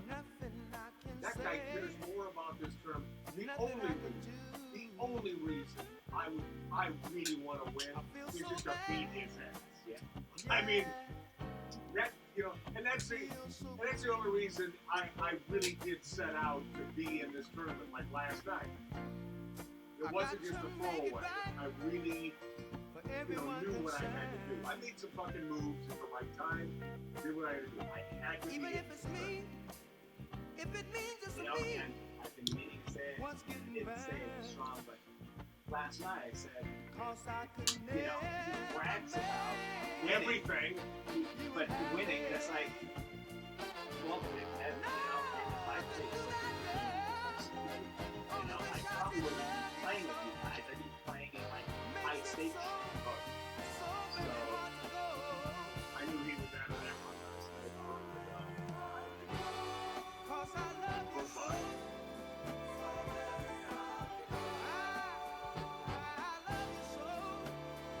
Oh, by the way, the hand where I won, remember that there was a hand that I won? It was like on a stage. I knew the time would come. I had I'd have to pay for my mistake. or whatever. I just bigger a hand. I can't blame You you had a pocket there? for what you're doing to No, me. no, you couldn't have. No, what I had, you couldn't have. I had 9 deliveries. So maybe I had a flood? Your dreams have all That come could true, just the way you planned them. So I'll just step I didn't aside. want to say anything. Yeah. I'm gonna step aside and lend a helping hand in. 'Cause I could never. Oh, that's awesome, man. I mean, no one else said anything higher, so that's awesome. Only wish I could love you so. Makes it so very hard to know.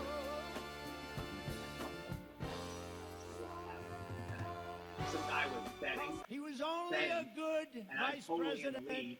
because he And understood then I how to kiss He Barack checked. Obama's ass.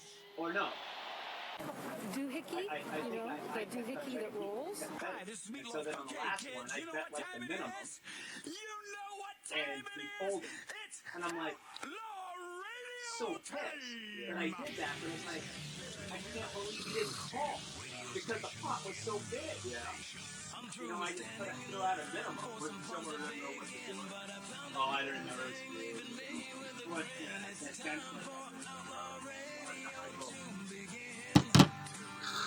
You have the great Billy Gibbons here? Yeah. No, I know. And, you know, I knew a straight was on the board, but I'm looking at small blind, big blind, and this guy's calling on 5-10, and he has no chips. We're here with Matt. You know? I mean, it was so fucking lucky. I just want That's all right. No. Yeah, when you said I win, I'm like, if it was if it's small or big blind, I knew I was hurting. Girls in the house. But Let me tell you, that's where it's at. I just didn't think. Like, he would have. And that's, ladies and gentlemen, Matt Allen. Move. Pass me a No. gallon. Coming back. You coming back?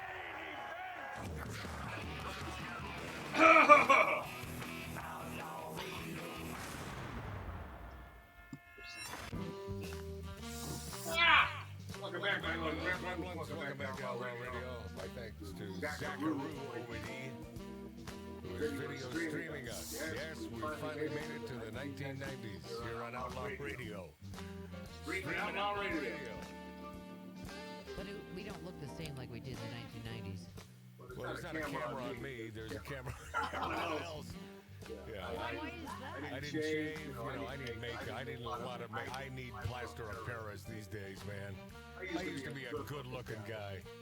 What the hell happened? Been with you for 14 years. That's what happened.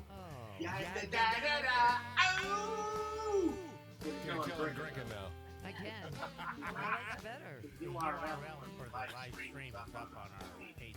All right. Thank you, Mark C.G. Boyer. Yes. Man, God, I've been in radio too long. All I've ever done, this and magic on stage.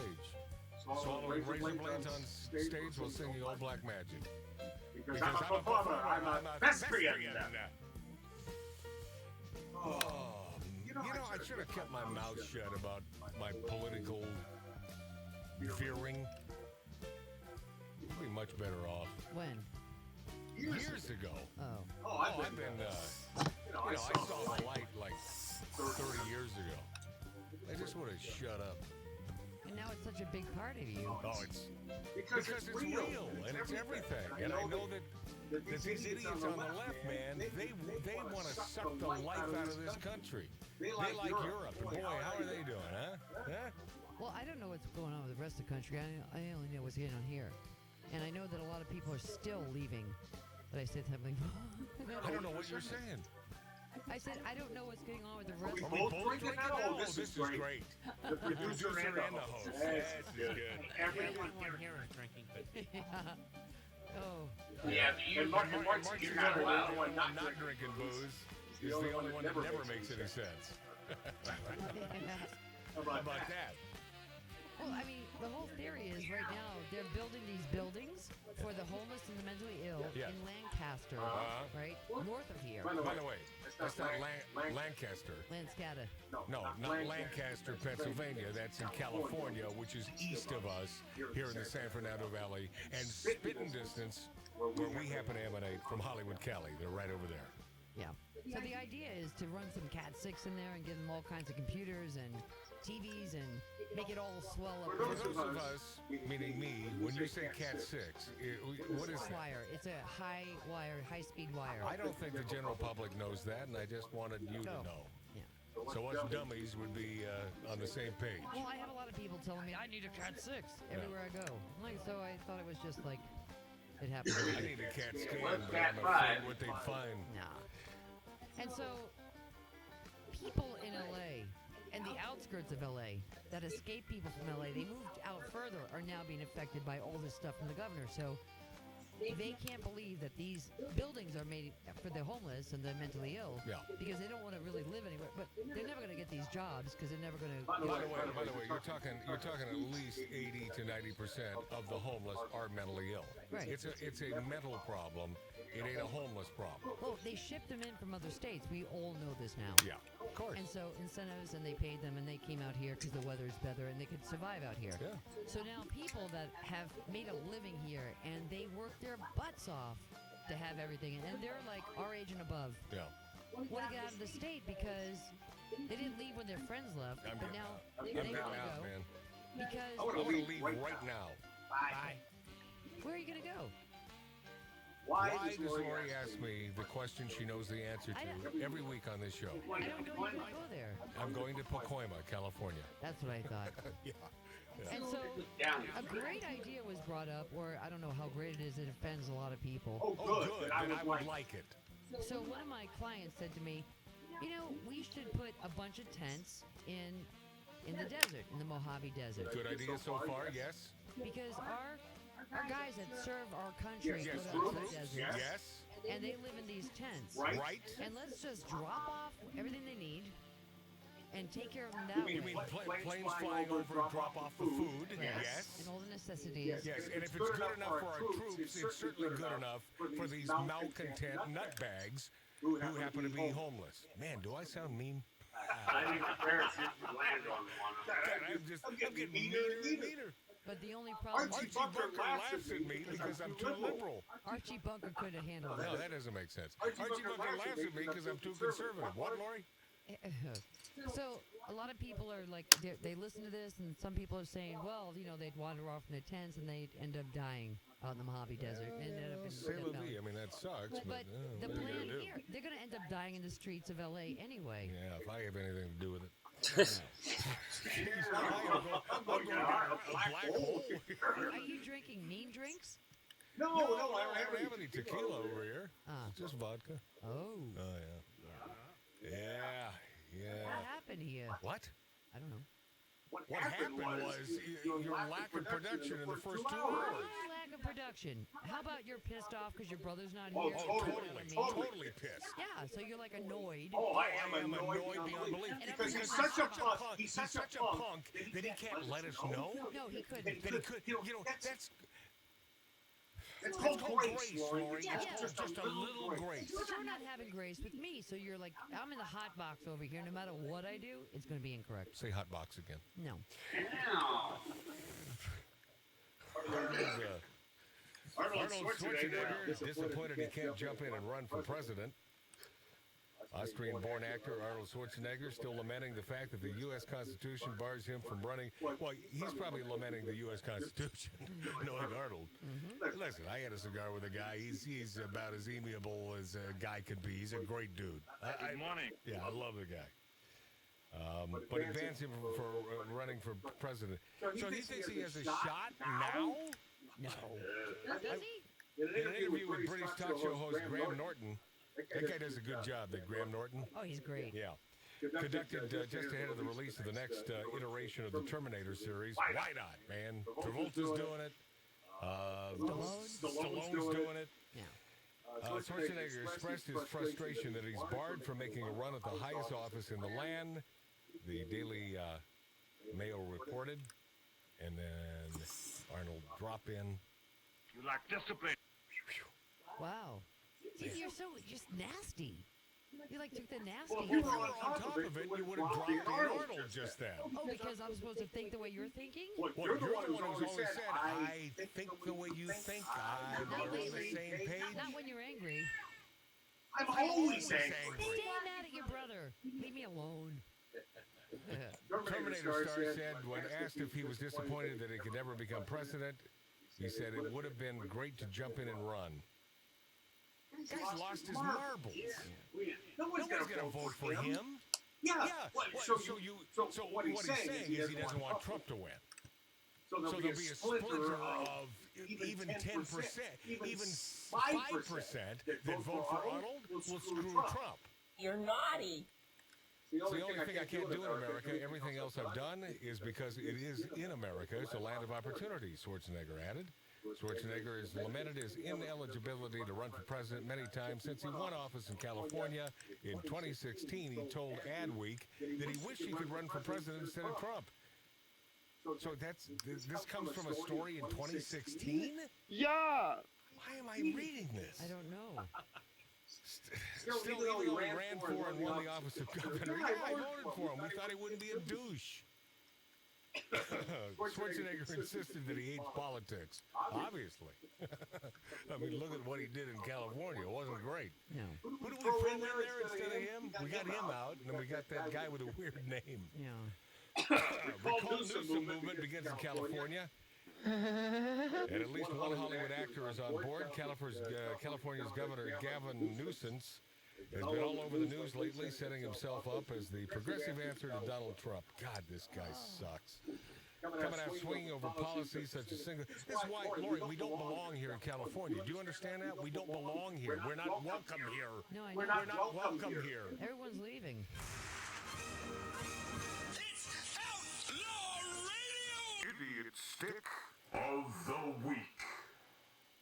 Newsom, I mean, he fits that bill every Yes, he week. does.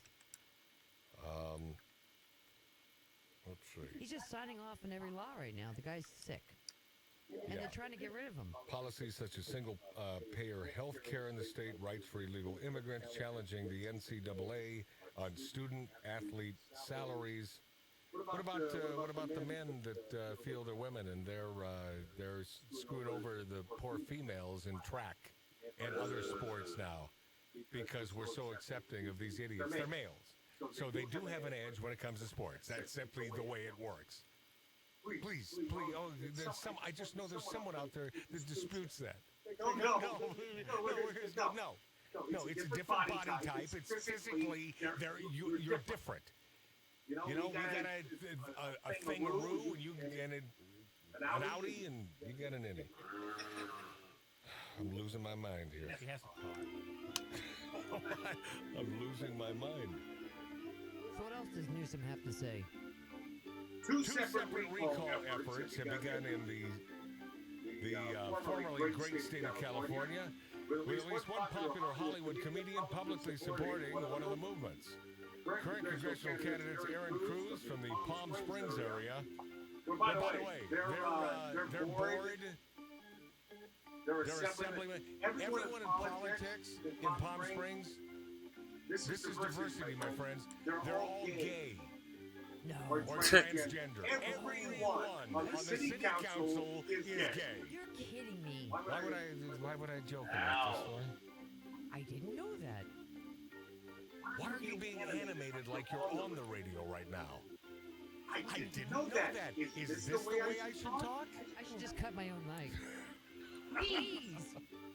Current congressional candidate Aaron Cruz from the Palm Springs area launched her petition early. And this is pretty cool. You wouldn't expect this from the Palm Springs area, but accusing the governor of mismanaging the state and criticizing his support for certain policies.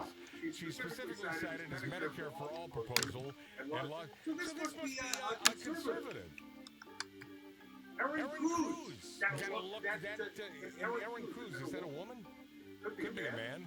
Or someone that wants to be a woman. What happened to Erin Moran? She's dead, right? Oh, yeah. Yesterday. She specifically cited his Medicare for All proposal and laws helping immigrants living in the country. So, by the way, there are gay conservatives out there. The dude who is, or at least was, president of Magic Castle in Hollywood. Who's that thin guy? We went to see his show. Neil Patrick. Yeah, Neil Patrick Harris. Thanks, Mark. He's been quiet lately. Yeah, because he didn't want to get a deep ass with Hollywood. But he's a conservative gay guy. Love you guys. I have a lot more. You know, I told my daughter for years, man, you want to come out as a lesbian, I'll take that over you being a lefty any stinking day. And that's the honest to God truth. I got no problem with your sexual preference. Just don't be a dumb lefty.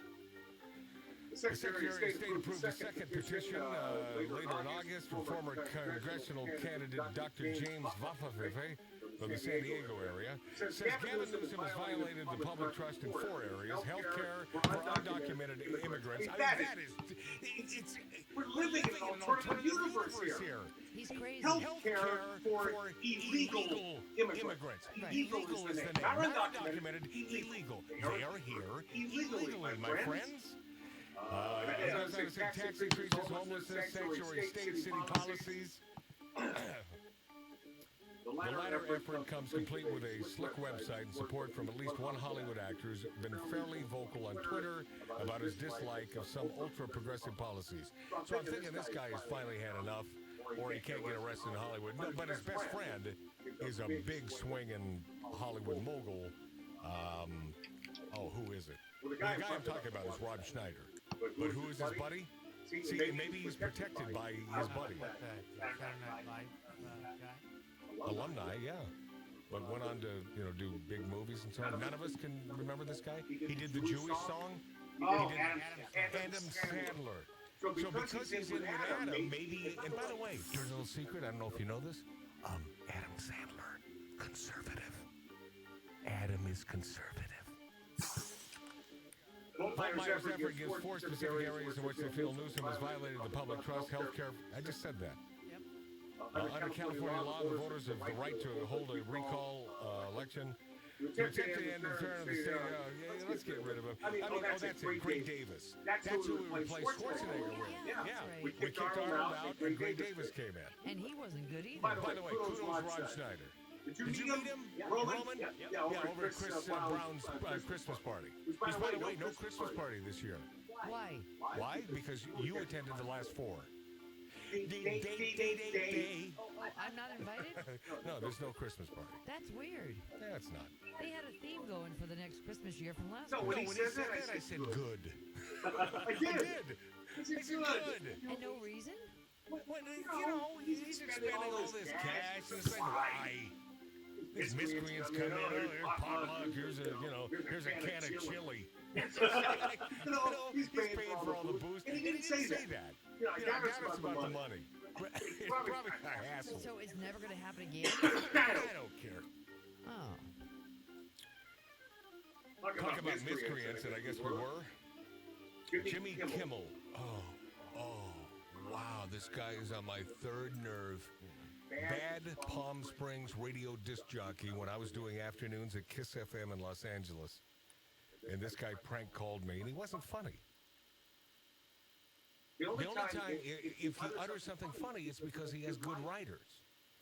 Jimmy Kimmel defends Hunter Biden, smears Lara Trump, and I always try to look at both sides. If I'm on the other side, do I think this is funny? I didn't think this was funny. I thought this was sincerely hurtful, and the guy is a nasty piece of crap. So it's That's poison. who Jimmy Kimmel is. Yeah. Jimmy Kimmel is a nasty, barely talented piece of crap. He's like the third luckiest guy in Hollywood. You got your Ryan Seacrest. Who did I spout out about last week?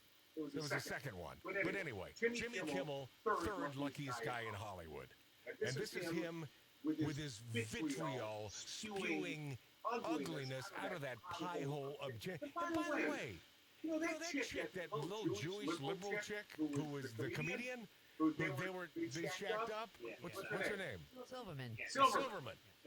She has more talent in her little finger than this guy has in his entire body. Well, didn't she dump him? Yes. So maybe that's why he's And in it. she should have. And he's gotten married and had a kid. You and see that? he's got health problems. You see the way I'm not letting politics get in my way? Because she's a big lefty and she hates Trump and all that, but she's talented. Right. She's talented. Jimmy Kimmel, lucky. Making $30 million a year or something. He's just very God, angry. I want to kill myself. Doesn't matter the money. He's just very I angry. may do that before the show's over. Oh, no. Yeah? Make $30 million. Man. I know. I would kick Mark's ass out of here if his damn cousin over there, nephew, wasn't running our video feed for Outlaw Radio. I think we're all in trouble today with you, Matt. Here's Jimmy Kimmel. He has the best people defending him, people like his daughter-in-law, Lara Trump, bride of Eric, who shared this insightful take on the president's decision to pull troops out of Syria. Your response tonight. Well, Shannon, I think we should start with the fact that if you ask the average American out there, I think they would have to Google who are the Kurds and why is America even over there fighting this war. True. Yeah. They'd also have to Google who is the heartless imbecile with lip injections on my TV right now.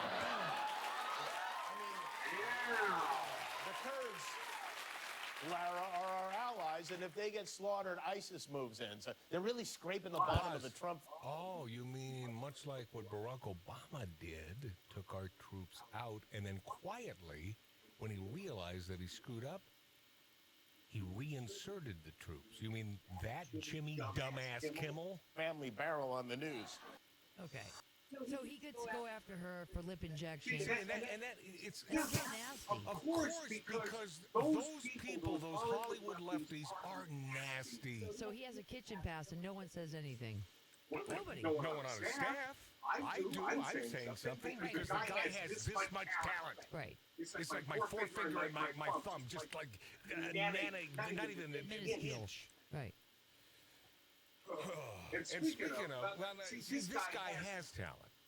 This Sacha Baron Cohen. But I got to tell you, I think he's through. I think we're all sick of him. I think we're over Sacha Baron Cohen. Aren't we? I think we're pretty much over this dude. I think he's done. He says Zuckerberg has a moral duty to throw more people off Facebook. That's what he wants to have. Because if you disagree, you're gone. With the left, right? Well, it should be. But see, Zuckerberg went on record as saying, "No, we're not going to do that." He didn't say we're not going to do that anymore. But that essentially is what he's saying. We're not going to do that, which is good news. If he's not lying. For the time being. Rap star Sacha Baron Cohen lashed out against Facebook CEO Mark Zuckerberg in a profane rant criticizing the tech billionaire for his recent speech in which he said it's wrong for a private company to censor the news or politicians. And I'm with him, especially when it comes to a Facebook or a YouTube. Yes. Public domain, it's there for the public. You should be able to express whatever it is that's on your mind, whether you agree or not. Sacha Baron Cohen also suggested Facebook has a moral duty to throw more people off its platform. You see who these people are? Totalitarianism at its finest. Who is deciding that they can throw people off? Who is this committee? What? Who's the committee made of? Well, the committee was made up of board of directors that Mark Zuckerberg put into place because that's what they've been doing. But now he's going on record as saying no. Because they threw your daughter off. I think. Yeah, I know. Because she simply made a post and they didn't agree with it. And, right. And she never writes anything nasty. But Zuckerberg is saying they're not going to do that anymore. But he didn't say anymore, because he doesn't want to admit that they did it in the past. Yeah. But of course they did. Facebook Can also said tech companies shouldn't be deciding what is the truth or not. As a principle in a democracy, I believe people should decide what is credible, not tech companies, Zuckerberg said. So obviously, the light that he's seeing is Donald Trump winning in 2020. I think Let's get on the right side of this one. Crazy. Right? But think about it. If he thought that Trump was going to lose, do you think that he would take this stance? Not a chance in hell. I got some. Sacha Baron Cohen says he has every legal right, indeed a moral duty, to tell them to get the F out of his restaurant. It's always a hypothetical restaurant owner faced with neo-Nazi customers. It's called straw man. You need a straw man. You need a bad guy. We'll be this after back on the Big Dog Outlaw Radio. But the price ain't right. Ain't that cold? So I guess your daughter was supposed to be a neo-Nazi. Right. Started riding the bike. Listen. They're making milk out of powder. Yeah, they are. Got the babies crying. Oh, baby, they know what that stuff is. The rent's gone up higher. Yes, it is. Got the parents lying.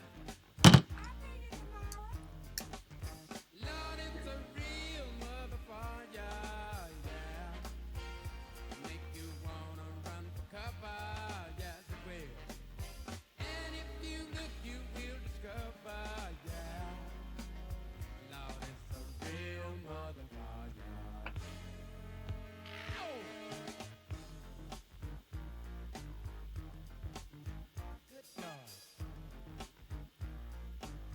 Listen, got to go to a disco. Throw your troubles away. So, Zach, you didn't post it on the Facebook page? Mary did. That the DJ played. Yeah, but we should put it on Matt Allen, too. I mean, Then the lights come on. Yeah. Yeah, however we can share it. You know, Matt, every time you like play something like that, you know, with Kimmel, like saying, you know, what do you say? Lip, you know, lip. So just like you kind of like do something. Well, let's just say a conservative guy would say something, the same thing. Yeah. You know, they would like go, oh, now you're criticizing a woman's body and what she looks like. Completely, but the press and the media. But you should do that somehow create a thing. Like, you know, when you're gonna play this, like have an opposite, just you know, a BS thing. Yeah, what do you think if this happened? I mean, you know, I'm talking about Rosie O'Donnell, and that's easy. But this Laura, pretty good looking chick. You know,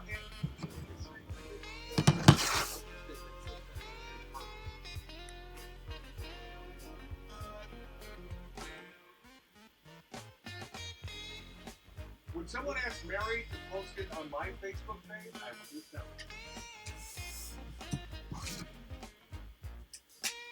You know, liberal, you attack the looks of people. You get what better? Mary says that I'm paid to be bad.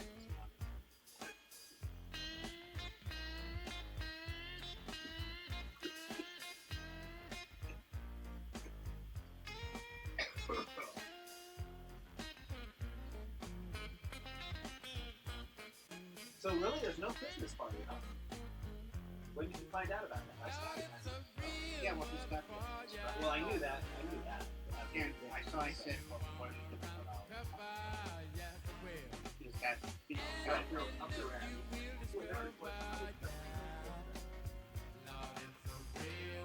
Well, they could be who's got like Christmas party, no Christmas party. I can War. give a fuck. This is war against truths.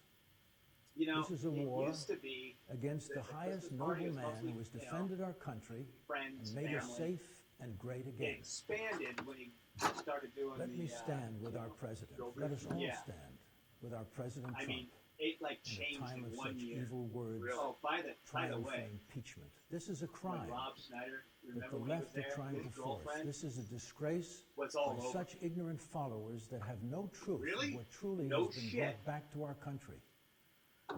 We have gained And greatness. my wife We have came gained up to me jobs. We have gained said, more than any president has promised. bitch. This radical You know, left right? are destructive. Their codes of what is supposed to be are corrupt with lies, deceits, and anger. And we ask why. We ask, how can a human being have such anger toward the greatness But I of think our she- country's glory? But, I'll tell you why. what happened was is when we sat at Because the poker for so table, long that I had anger has been obviously a few growing, drinks in, and with such deep And- pain, with Oh, no we're gonna be open playing some heart poker. of loving and And, seeing the you truth. said that? Right, yeah, because you had a The table. truth of and I what was like sitting truly somewhere matters else, is and the she's sitting productivity there of what and- was promised and what and we, the Chris's seat. American I people go, of the United States, Well, you can't were sit promised and have received. because that's the host seat. But And what does the radical left do for such And then- greatness? And then she They want to pointed, oh, then I'm destroy. gonna sit right here. I go, oh, They you want can't sit there either. civilization to be That's my run seat. like a corrupt ring. Oh, really? I go, yeah, really. I say, So- stand now with Trump. Let Yeah, truth yeah. prevail. And may God show all And even Chris the said truth. something, you know, That about we it. are truly a nation stronger because of our president. Yeah, she The was, left are afraid, a little, for their power is lessening with every deal that is accomplished yeah, I by think so. Donald I mean, Trump. not like, I don't remember. In the name of God, Yeah, neither and do his I. power for this nation, let us stay strong But hey, when you're at my and age, without and such any woman evil did, among us. That wasn't her daughter. His daughter was. no. He came to town That with was a a fair fistful game. of poker chips. A fugitive with a big cigar. Folks whispered his name. They called him Magic. They called him Matt. Some people called him Trouble. Magic Matt and the Outlaw Radio Gang gather at the bar and talk. Oh.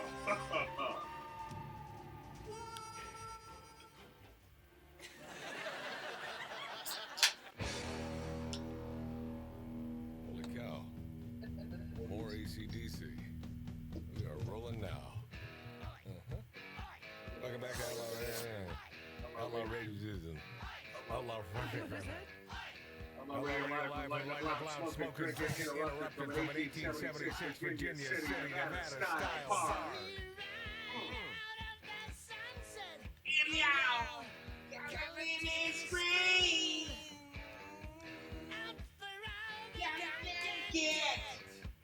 If you know what I mean, to the left of me, to the right. Don't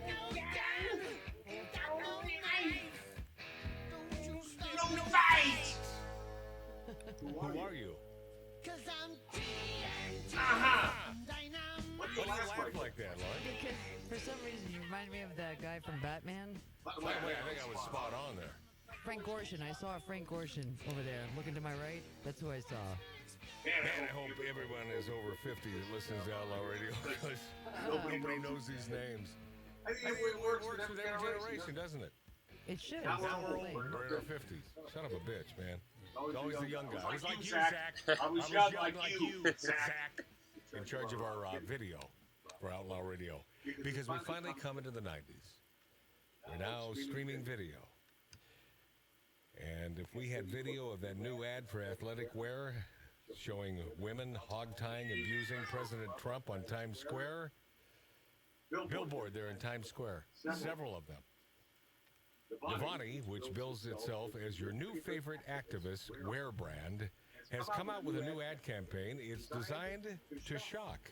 A giant billboard in Times Square alternates photos of well-toned women shown physically abusing the president. The ads are a response to the Trump administration's enforcement of the Title X gag rule, which bars clinics that provide or refer patients for abortions from getting federal family planning funds. Another good move from Donald Trump. Nicely done, buddy. The company plans to donate 5% of its gross sales through December 31st to Planned Parenthood advocates. Well, of course you are. Because they're not known for, I don't know, killing babies or nothing. But that's okay. Yeah, the right of the whale. Yes, the Greenpeace idiot sticks. Look at Look that at former Greenpeace dude. He says it's all crap. The dude like started Greenpeace. It's in science. These people have gone too far. That's what he says.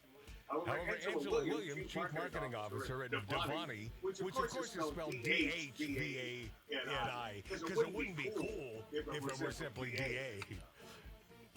Spoke to Ad Age about the controversial new ad. She indicated the company faced some initial resistance from billboard owners. I can't imagine why. Fortunately, we were able to work out our vendor and reach a consensus on the level of facial obfuscation that would appease the landlord and get his bold pull no punches, call to arms, creative up and fast. A bunch of idiots. Wow. But if you're in Times Square, look forward to that. And I would leave Times Square. I'm never in Times Square when I'm in New York. Oh, I am. You are? Where the theater is. Tourist?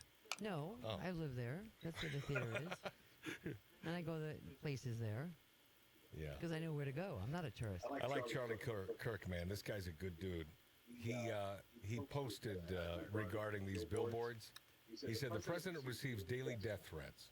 Secret Service had to arrest an armed man outside his rally. And this is what is plastered in Times Square. A literal depiction of violence against him. Will Democrats condemn this company? Devani where? I've never heard of this before. I would have to say no. No. Of course not.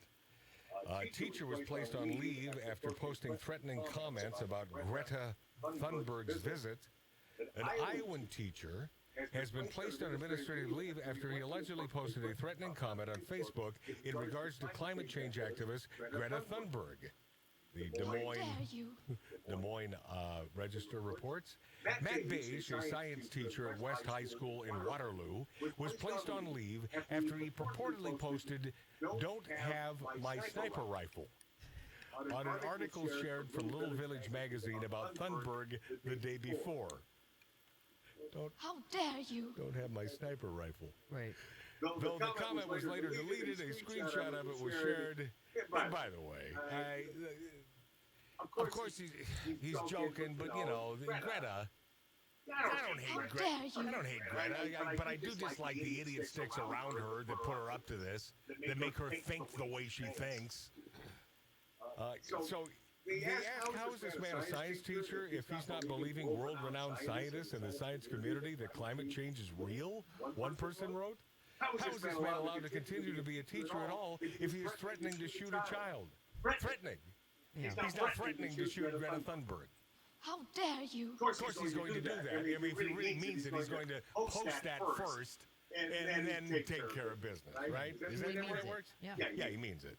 He needs to have his teaching certificate revoked, and he needs to find another job field entirely. But the guy, the black dude, who's a crossing guard, who's called the N-word by a 17-year-old student, He lost his job. that black guy, because he was, and by the way, duly offended by this stupid little 17-year-old who called him the N-word 17 times. And then so the black guy, because he had a problem with being called the N-word, he got suspended, fired from his gig of like 15 years. But no disciplinary acts for the kids. No, because they're kids.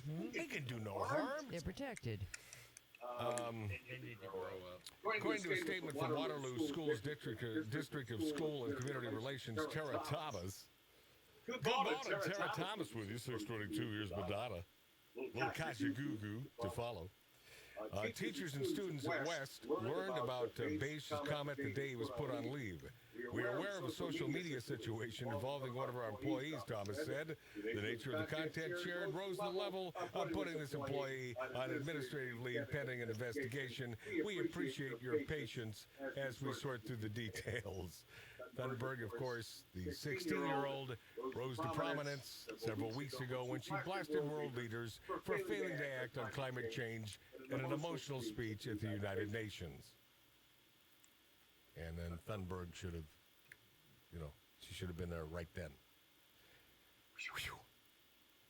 That is all wrong, she told them. I shouldn't be up here. I should be back in school on the other side of the ocean. Yet you come to us young people for hope. No, we don't. That's where you get it wrong, Greta. No, idiots do. Idiots do. The elite, the overeducated, they come to you. The fake Indian. Pocahontas. She comes to you because she believes that an 11-year-old who's a boy but is a girl but thinks they're a boy but thinks they're a girl has an indication of what we should do with the United States of America. They do, not the smart thinking people, Greta. We don't come to you. But God willing, you'll have a great life, Greta. How dare you? Speaking of our governor, and we were a few minutes ago, Governor Nuisance, California has legalized eating roadkill. Yeah. Awash in feces, blackouts, wildfires, opioids, junkyard hideaways, homelessness, illegals, measles, typhus, and leprosy. California's one-party blue legislature and its far-left governor have nevertheless gotten around to the important things, legalizing eating roadkill. Taking it away from the birds? Yeah. They ought to be mad. I'm with you. Those poor birds, Billy. Yeah. Elton John comes through again. Has a lot to say about George W. Bush. Hey, you know that idea that you can't be friends with someone if you disagree? Well, it's dumb. Spread the word. There are lots of people who apparently haven't heard. For some reason, many folks, I think it's not wholly wrong to say, mostly from the left side of the aisle, have fancied separating from friends and previously loved ones who vote differently as some sort of virtue. It isn't, of course, and whenever you weaken the fabric of family and community, you weaken the fabric of the country. And someone who's aware of that fact is Sir Elton John. Among the hoopla over Ellen DeGeneres, saying ain't so, talking and joking with George W. Bush at an NFL game, the Candle in the Wind hitmaker had a thing or two to say. Elton John said, I admire Ellen for standing up and saying what she said. He was referring to her defense, her claim that she and W are friends, and that's how it's supposed to go, you see. Speaking to NPR, he amended her message of true tolerance. That is one that goes both ways. In case you missed it, here's Ellen K. Ellen K. Oh, boy, that's taking of your girlfriend. Yeah. Like, what? Freudian slip, yeah. Yeah. In fact, Ellen K. is wearing a Freudian slip. She does mornings here in town. Great sidekick, not a great host. There I am. Slapping somebody else around. Throwing someone on. This is my throwing everyone under the bus day. Yeah. Hey, Marty! So this is, if you missed this, man, I dig her for this. And as Elton John said, I admire Ellen for doing this, and so do I. When we were invited, I was aware that I was going to be surrounded with people from very different views and beliefs. And I'm not talking about politics. I was rooting for the Packers, and get this, everybody in the Cowboys suite was rooting for the Cowboys. And so I had to hide my cheese hat in Portia's purse. And don't get me wrong, I like the Cowboys. I love the Cowboys. I love all the Village people, as a matter of fact. But Aaron Rodgers is a friend of mine. He's the quarterback for the Packers, and so I'm sitting in the Cowboys suite, the owner of the Cowboys, and secretly cheering every time the Packers scored, or every time another whistleblower came forward. And the referees, you guys, the referees. But during the game, they showed a shot of George and me laughing together, and so. People were upset. They thought, why is a gay Hollywood liberal sitting next to a conservative Republican president? Didn't even notice I'm holding the brand new iPhone 11. But a lot of people were mad, and they did what people do when they're mad. They tweet, and but here's one tweet that I loved. This person says, Ellen and George Bush together makes me have faith in America again. And, most likely from a conservative. Exactly. Here's the thing. I'm friends with George Bush. In fact, I'm friends with a lot of people who don't share the same beliefs that I have. We're all different, and I think that we've forgotten that that's okay, that we're all different. For instance, I wish people wouldn't wear fur. I don't like it, but I'm friends with people who wear fur. And I'm friends with people who are furry, as a matter of fact. I have friends who should tweeze more. And I have, but just because I don't agree with someone on everything doesn't mean that I'm not going to be friends with them. When I say be kind to one another, I don't mean only the people that think the same way that you do. I mean be kind to everyone. Doesn't matter. Wow. That was great. She's great. Yeah. Let me tell you something. Ellen DeGeneres is a talented chick. She's talented, you see. She writes great comedy. She knows how to deliver comedy. She's a talented person. Unlike the aforementioned Jimmy Kimmel. That guy's the luckiest guy. Ellen isn't lucky. She's there because she deserves it. Because she's great, she's funny. And I don't know how her interviewing skills happen to be, but she's probably okay. Oh, she's adorable. She's adorable. She is. Say Ellen DeGeneres is adorable again, Lori. Ellen DeGeneres is adorable. Okay, that was rhetorical. We'll be this after back on Outlaw Radio.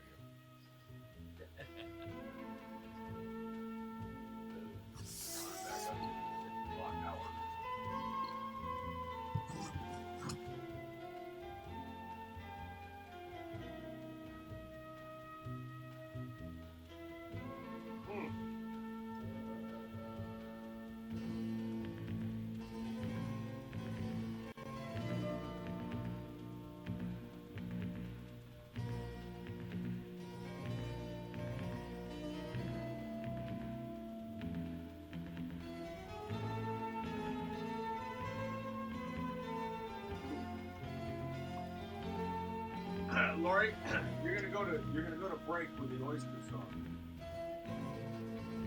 Please.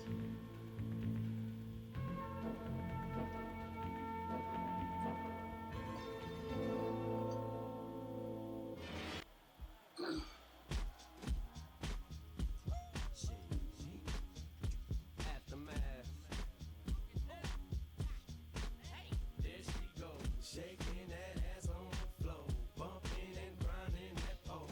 The way she's grinding that pole, I think I'm losing control. Get buzzed, get drunk, get crunk, get fucked up. Hit the strip club, don't forget ones, get your rub, get wasted, faced it, pasted, blasted. You drink up, get a new drink, hit the bathroom sink up. Wipe your shoe clean, got a routine going, still got a few chunks on them shoestrings showing I was dehydrated to the beat vibrated. I was revived as soon as this gyrated them hips and licked them lips, and that was it. I had to get Nate Dogg, get his things and get 2 to the 1, from the 1 to the 3. I like good and I like good trees. Smoke so much you wouldn't believe, and I get more ass than a toilet seat. 3 to the 1, from the 1 to the 3. I met a band last night in the D. Let me tell you how I made her leave with me. Conversation and Hennessy. I've been to the motherfucking mountaintop. Heard motherfuckers talk, seen them drop. If I ain't got a weapon, I'm gonna pick up a rock. And when I bust your ass, I'm gonna continue to rock. Hit your ass off the wall with your 2 left feet. It's real easy, just follow the beat. Don't let that fine girl pass you by. Look real close, cause strobe lights. We about to have a party. Turn the music, let's get it started. Go ahead, shake it. I'm looking for a girl with a body and a sexy strut. Wanna get it poppin', baby, step right up. They act retarded. Some girls are body. I'm looking for a girl that will do whatever the I say every day. She be giving it up. Shake that ass for me. Shake that ass for me. Come on, girl, shake that ass for me. Shake that ass for me. Oh, girl, shake that ass for me. Shake that ass for me. Come on, girl, shake that ass for me. Shake that ass for me.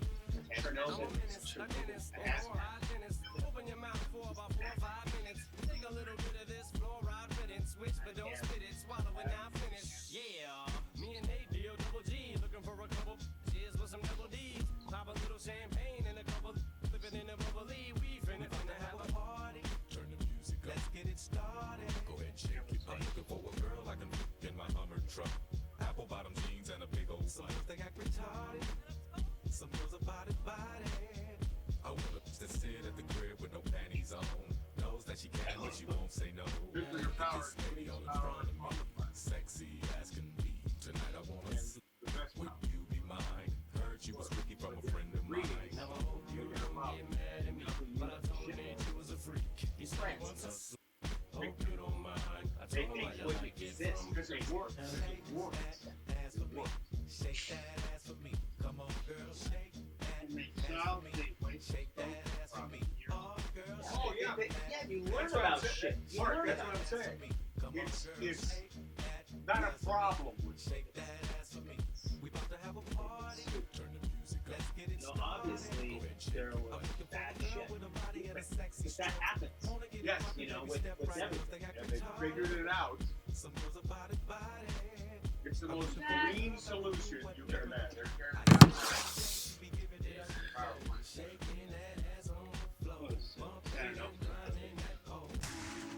Plantains, by any other name, are still bananas. And now there's a new game in town led by an hombre named Matt. A poker-playing, cigar-smoking, barbecue-eating talker. They call him Magic in these parts.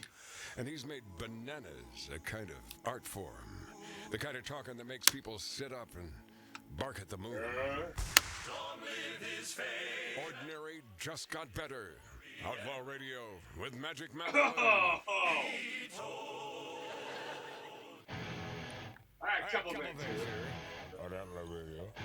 Kirk Sutter fired from FX's Mayans MC for being an abrasive D-word. Anybody know this show? Anybody in this room? No. Exact. Clyde, you know Mayans MC? Don't watch it. But you know about it? Yeah, I don't watch it. Okay. So the dude was fired for being an abrasive D-word. Kurt Sutter, following complaints of his behavior, including an accusation of being an abrasive D, according to a news report. Hollywood Reporter broke this news, saying that Sutter was fired on multiple complaints about his conduct on the series, but that his dismissal from the show won't affect his overall deal with 20th Century Fox. Mayans is a spin-off of popular XF series Sons of Anarchy. Okay. Which Sutter created. Well, that guy's rolling in cash. But if being an abrasive D-word is the yardstick, I would have been kicked off this show years ago. I wouldn't be here right now. So over the last several weeks, we discovered this happy hour joint in Encino, California, and they serve up fresh oysters on the half shell for $1 a piece. That's a great deal. So I've been sending emails to my brother, pictures of oysters every day, and lots of them. So here's what, this is why I can't imagine that little talk about D-weed. My brother, who didn't show up today and didn't tell anybody, but he sent me this, and I must tell you, I got a kick out of it, because it says a lot about oysters. And well, not yet, Lori, because we got to bump out with it. I don't think it's time yet. Almost. Not until I tell you that our Facebook page is MATTALAN, and our Outlaw Radio live fan page is on Facebook. And what else? We got Twitter too. That I got to get Zach Klein to help me. And you have to get on Instagram. Yeah. I think Zach Klein is the guy. I think he can help me with all this crap. He's the guy in charge of our video today, and I appreciate it very much. Except you're not on camera. Right. Well, why would you put me on camera? Because I didn't shave and I have no makeup. And I'm not together myself. See how prissy I am? You are. I'm more LGBTQ than most of these idiots. I should have turned this on you. No, camera. We need to go. Okay, I want you to know before we go that I love you more than your neighbors. I appreciate Zach Klein. I appreciate Roman. I appreciate, who has no last name, by the way, Mark C.G. Boyer, HR man, Mr. Puffin Stuff, and Lori Downey Jr., our producer. All right, dig this. This is one of the great songs of all time. And it's about a very important thing that lives in our sea. The oyster. Oh, the oyster passes time serving nature's grand design without a second thought about his fate. He consumes the briny blue, purifies it through and through until he's plump enough to grace a dinner plate.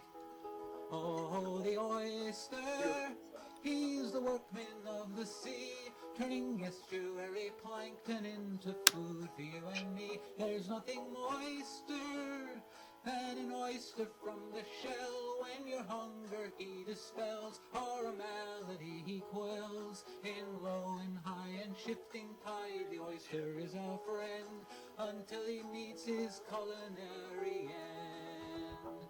Oh, the oyster's tasty meat is a hale and hearty treat, and his liquor flows like legend near and far. You can cook him in a stew, you can bake or steam him too, or preserve him to eat later from the jar. Oh, the oyster, he's intelligent integral to the plan. When he's sucking up organic muck, he's happy as a clam. So let us cloister tiny spat with tender care on a bed of good repair, so they grow beyond compare. And if we do, there could ensue a blessed morning when the world will be our oyster once again.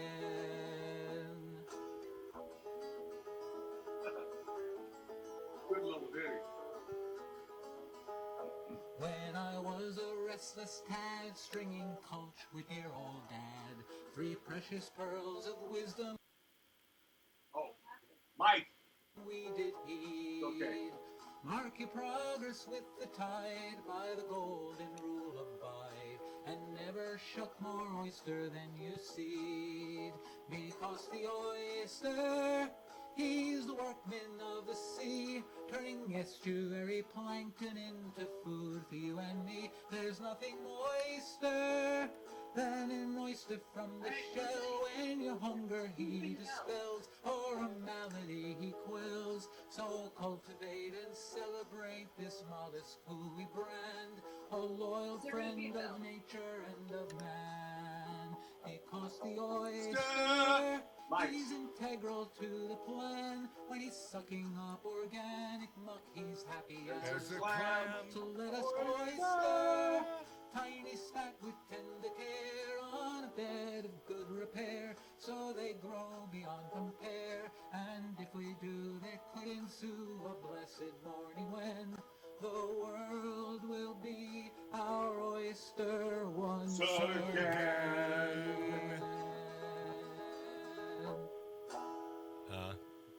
What? Wow. It's 6 o'clock. You tell me a hot-blooded, full-blooded American in this bar right now that doesn't like an oyster. Huh? Me. Yeah? Yeah. I do not like oysters. Male American. Male American. Go ahead, Bill. Even though Lori already did it. Oddest show. Yeah. Everything's just behind a little Topsy-turvy. bit. Oh, Jesus. God. You know, What? Last week I was I'm a little bit miffed with you because I have to say this. If your brother doesn't show up, that shouldn't change your game. Because he may or may not show up on any given day, and you should never tell him what the possibilities are of any given show of what's going to happen. Because the minute you do, he's got to hide in his little hole and doesn't come out. So first of all, your first point was that I shouldn't let it affect my game. Well, obviously it affects my game. Any performer who is used to having a cast member who's an integral part of the show is going to throw off the show a little bit. Flat out. And you roll with the punches, and you continue with the show, and you do the best you possibly can. But you were angry the fact that he wasn't here and he didn't show up. Correct, and I should be angry. You should not let that affect what you're going to do for the next 3 hours. You shouldn't let that get in your head. Because who's controlling who? What? Think about that in the big picture. So if he decides he's going to spend the night out, and he knows he wants to mess up your show, or he decides he's not going to be a professional and show up, or let me know. But the second part of this has no bearing on anything that comes to mind.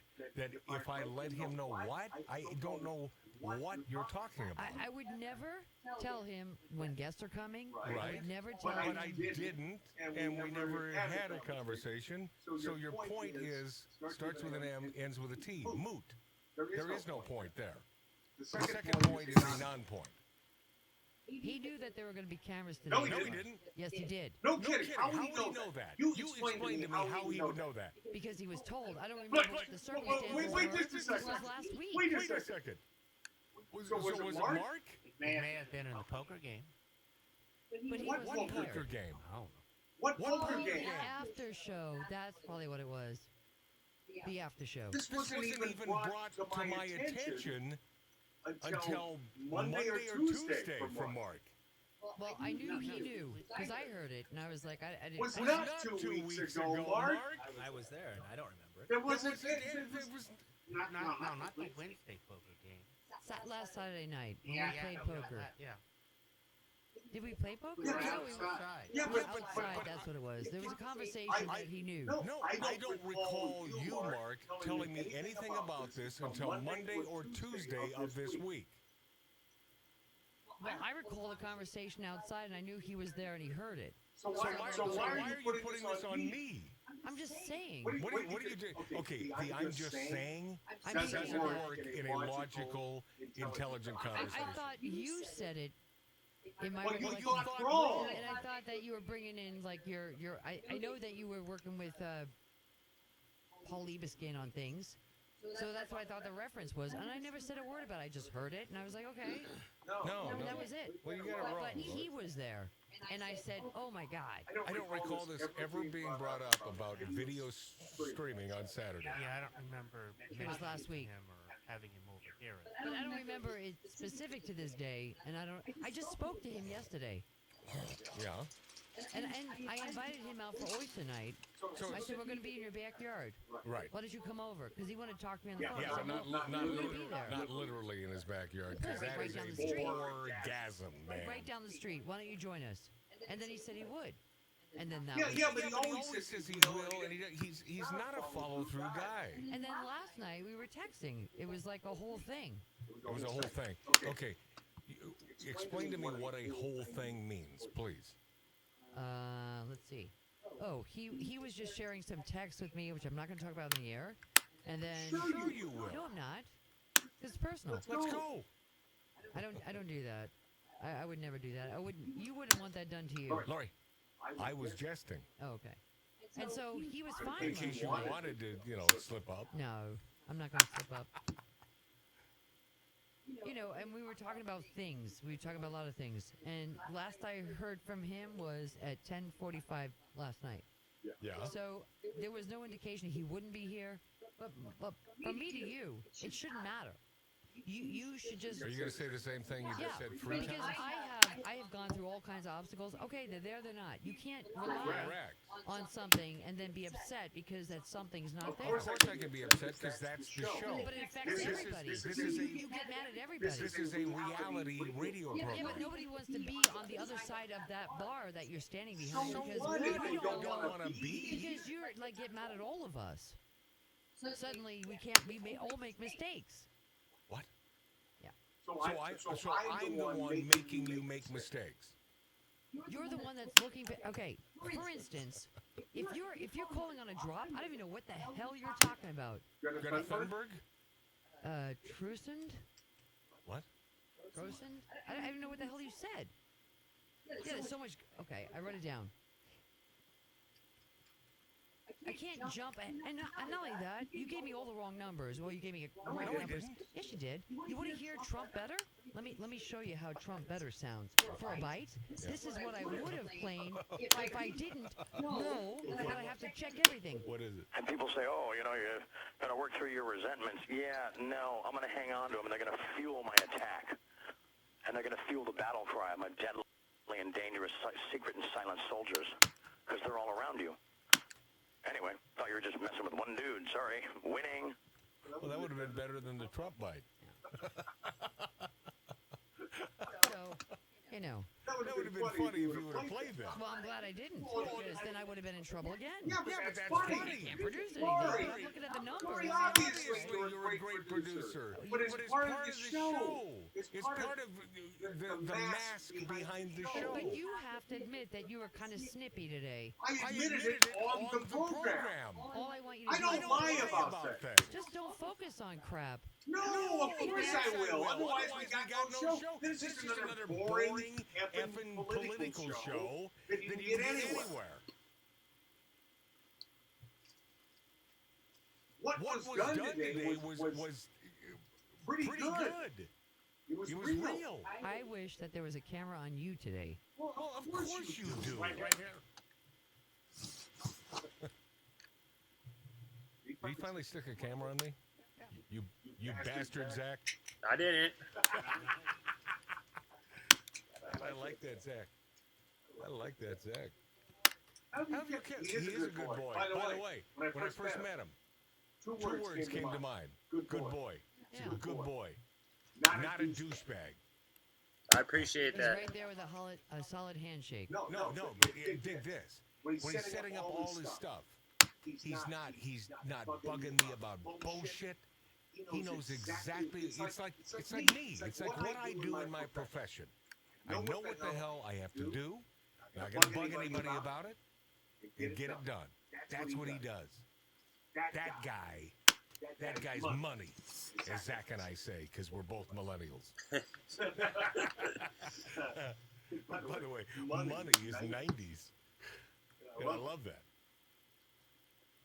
Oh, good boy, Lori. Good boy.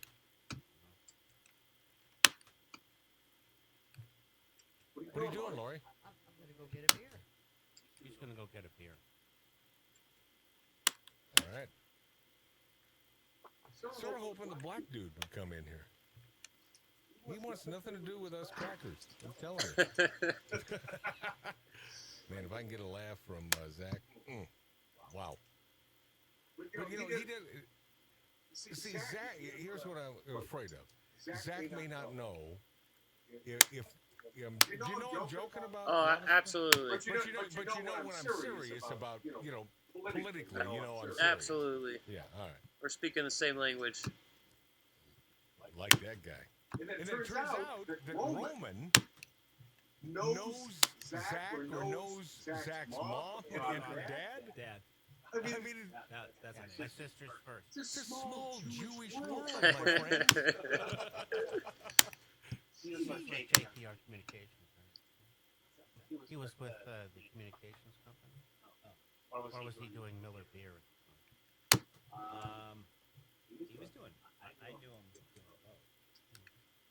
But I told you, God. Wow. Kid. There could be something to this. I mean, you see, here's the thing. I was just thinking about this 2 weeks ago. Every radio show is video streaming now. Every radio show. It's like I've stayed away from it. I think we should do it. How do we monetize this, Zach? We'll talk. All right. I know we will. Got to talk. Because as far as social media, I am a dinosaur bitch. I can't stand it, but it shouldn't get in my way of making a shekel or two. So you laugh because that's true. You can't No. be ahead if you're not part of that game. Yeah. Oh, I've been behind all my life. Getting behind. Yeah. But you were first with the webcast. I was the first with radio on the internet. Yeah. First. Adam Carolla. I think Carolla sometimes likes to think he was first. I love Adam. Love him. Love him and Prager, man. That new movie, I got to see that. No Safe Spaces. It's going to kick some ass. That's going to be good. Prager and Carolla. In comedic sensibilities, just alternative universes, diametrically opposed. But these guys are funny. What, Mark? What? Mary Stoner. Yeah. Mark trying to sneak chits is some fun. So why wouldn't Mary Stoner go to my Facebook page at Matt Allen and simply throw the link on there? She did. I'll let you know. Well, she said she did. Like most women, she's probably a liar. Oh, that's not nice, Mary.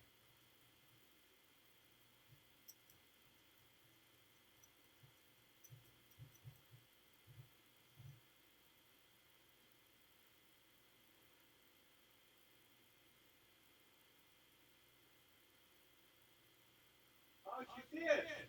Look at that shot of Lori, man. God, that is like, that camera is effing tits. I mean, that is just incredible. Zach, use this equipment in the I use larger venues. I use these cameras on a lot of game shows, hidden cameras. She didn't explain, though. She didn't explain that you could get the streaming video. She just threw it up there. Nobody has any idea what to do. Mary, you let us down again. Might be time for one more try at suicide. Oh, that's not. Mary, come on. You got it in you. You got spunk, girl. You got spunk. I hate spunk. That's a Mary Tyler Moore reference. I know it is a different reference. Yes. Oh, yeah.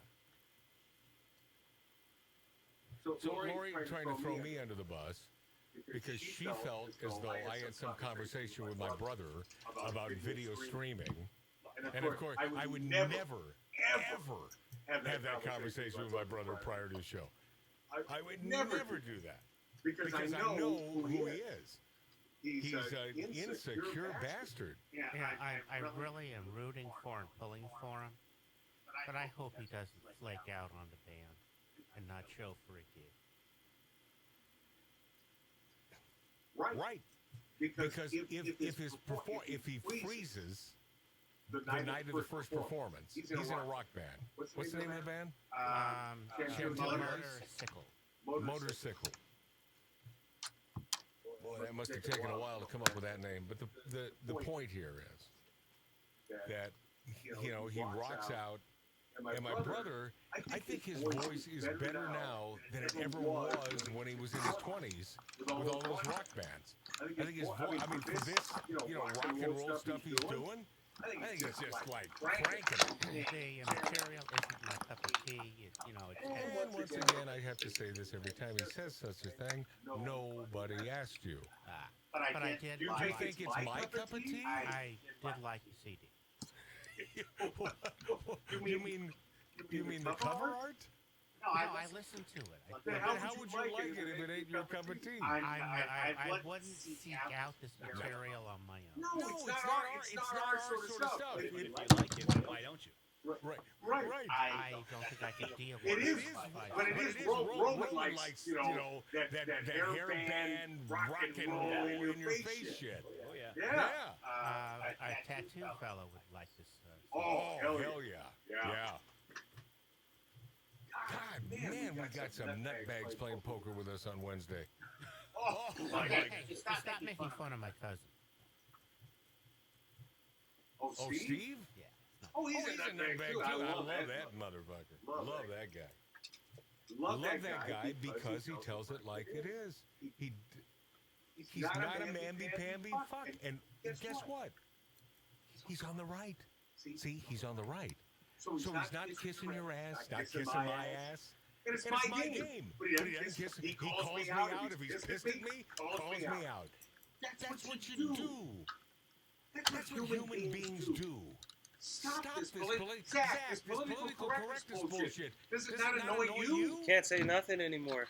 You can't say a damn thing. Man, we gotta get Zach in the fold.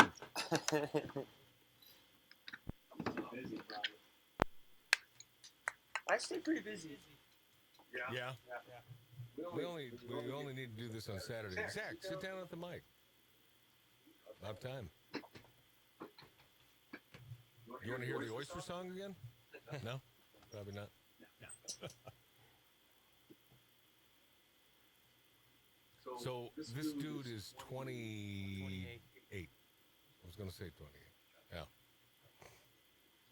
And so explain to me, run it down, the family, how this works. I had a sister and a brother. The brother passed away last year. My sister had... Wait, your brother passed away.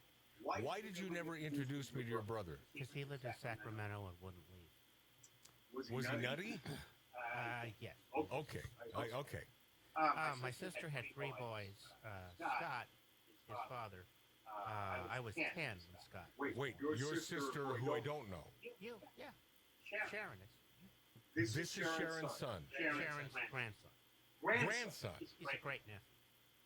Well, I hope so. Yeah. Or grandnephew. All right. Okay. So my sister had 3 boys, Scott, Todd, and Dean. Scott was the first, and I was just a built-in babysitter. And for most of my childhood, I took care of the three boys when Sharon and Dan weren't around.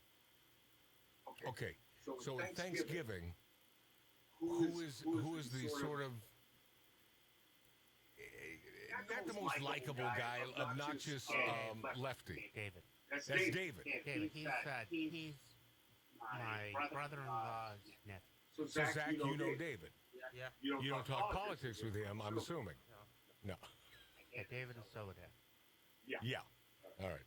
And by the way, see, here's the thing with being on the right. And I can't speak for everyone because Roman, wants all blacks and all Jews dead. That is certainly not me. But that's Roman. He's a white supremacist from way back. But this David, I only wish him great friggin' things. Yeah. Because even though, politically I can tell that he's a little askew, when are all of the Jews going to have some solidarity against bullshit liberalism? It's time. I'm seeing it happening. I'm seeing it happening. David is the quintessential retail manager. He is. He's classic. And he's right out of a sitcom. Yeah, but he is not as on the left as you might think. Because he has to manage to the business, not to the people. Not to the what? Not to the customer. He manages to the business. Yeah.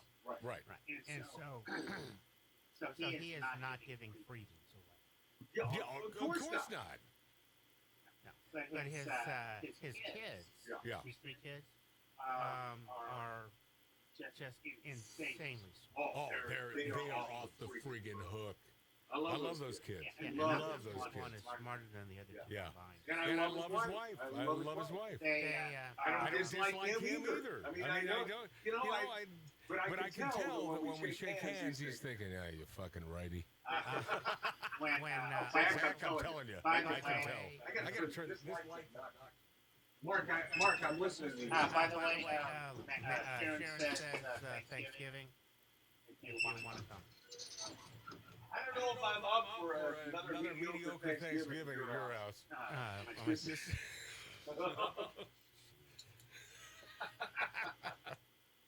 What is it? Stovetop? Well, yeah.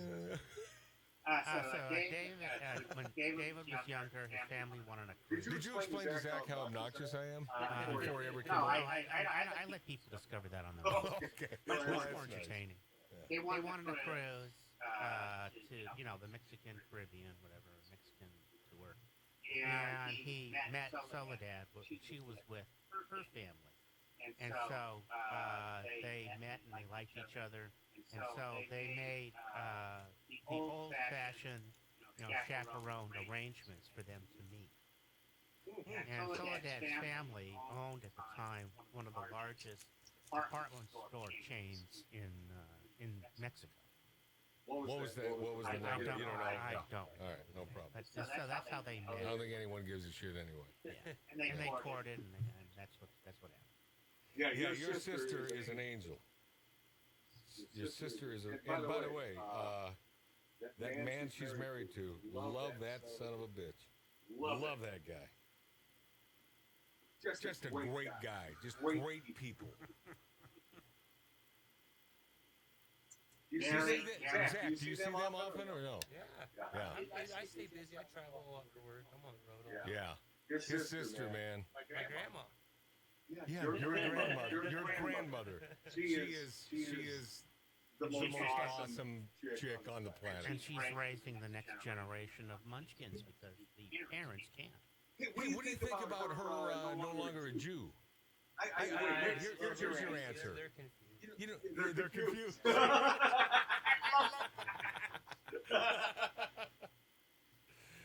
mean, how did this work? Did he come out of the cave? Did he not? I mean, come on. Let's figure this thing out. Did he? I don't know. So Mary notes, is that really the name of Marty's band? I am going to kill myself. Oh, good. Yeah. I gotta tell you, I would have been, well, except for all that shit you gotta learn, I would have been a great Jew. I would have been a great Jew. I'm telling you. I'm an I'm an honorary honorary Jew, Zach. You know who Milton Berle? No, he wouldn't. But if you explain it and say he was almost the inventor of TV, he was Mr. TV, he was.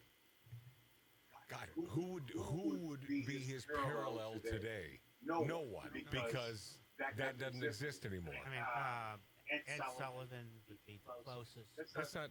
You're not helping Zach here with Ed Sullivan. Yeah. No, Uncle Milton. You might as well say Senior Wincus. You know, Zach, Senior Wincus. He shouldn't know these people. When television started, there was the four channels: ABC, CBS, NBC. Three. Yeah, the three channels. Good math. Yeah. You've got Biden's math. He had, when his show was on, it was almost 80% of the viewing audience. Oh, it was massive. And we're sitting at Friars Club. And he made me an honorary Jew that day. He said, "You're a Jew, right, Maddie?" I said, "Not officially." He said, "You're now an honorary Jew." And that's when he pulled. He said, "Jose or whoever the hell, come over here with the papers." Brought the papers. I became a friar. He signed me in as a friar club member with his name. That's awesome. Said, "You're now an honorary Jew." I said, "Man, I love that. I love that." Yep. I can still convert. No. Yeah, once I make a lot of money again, I'll pay. No, I don't. You don't have to Pay. I could simply pay them off. Dune. Done. Jew. You think Sammy really friggin' went through all that?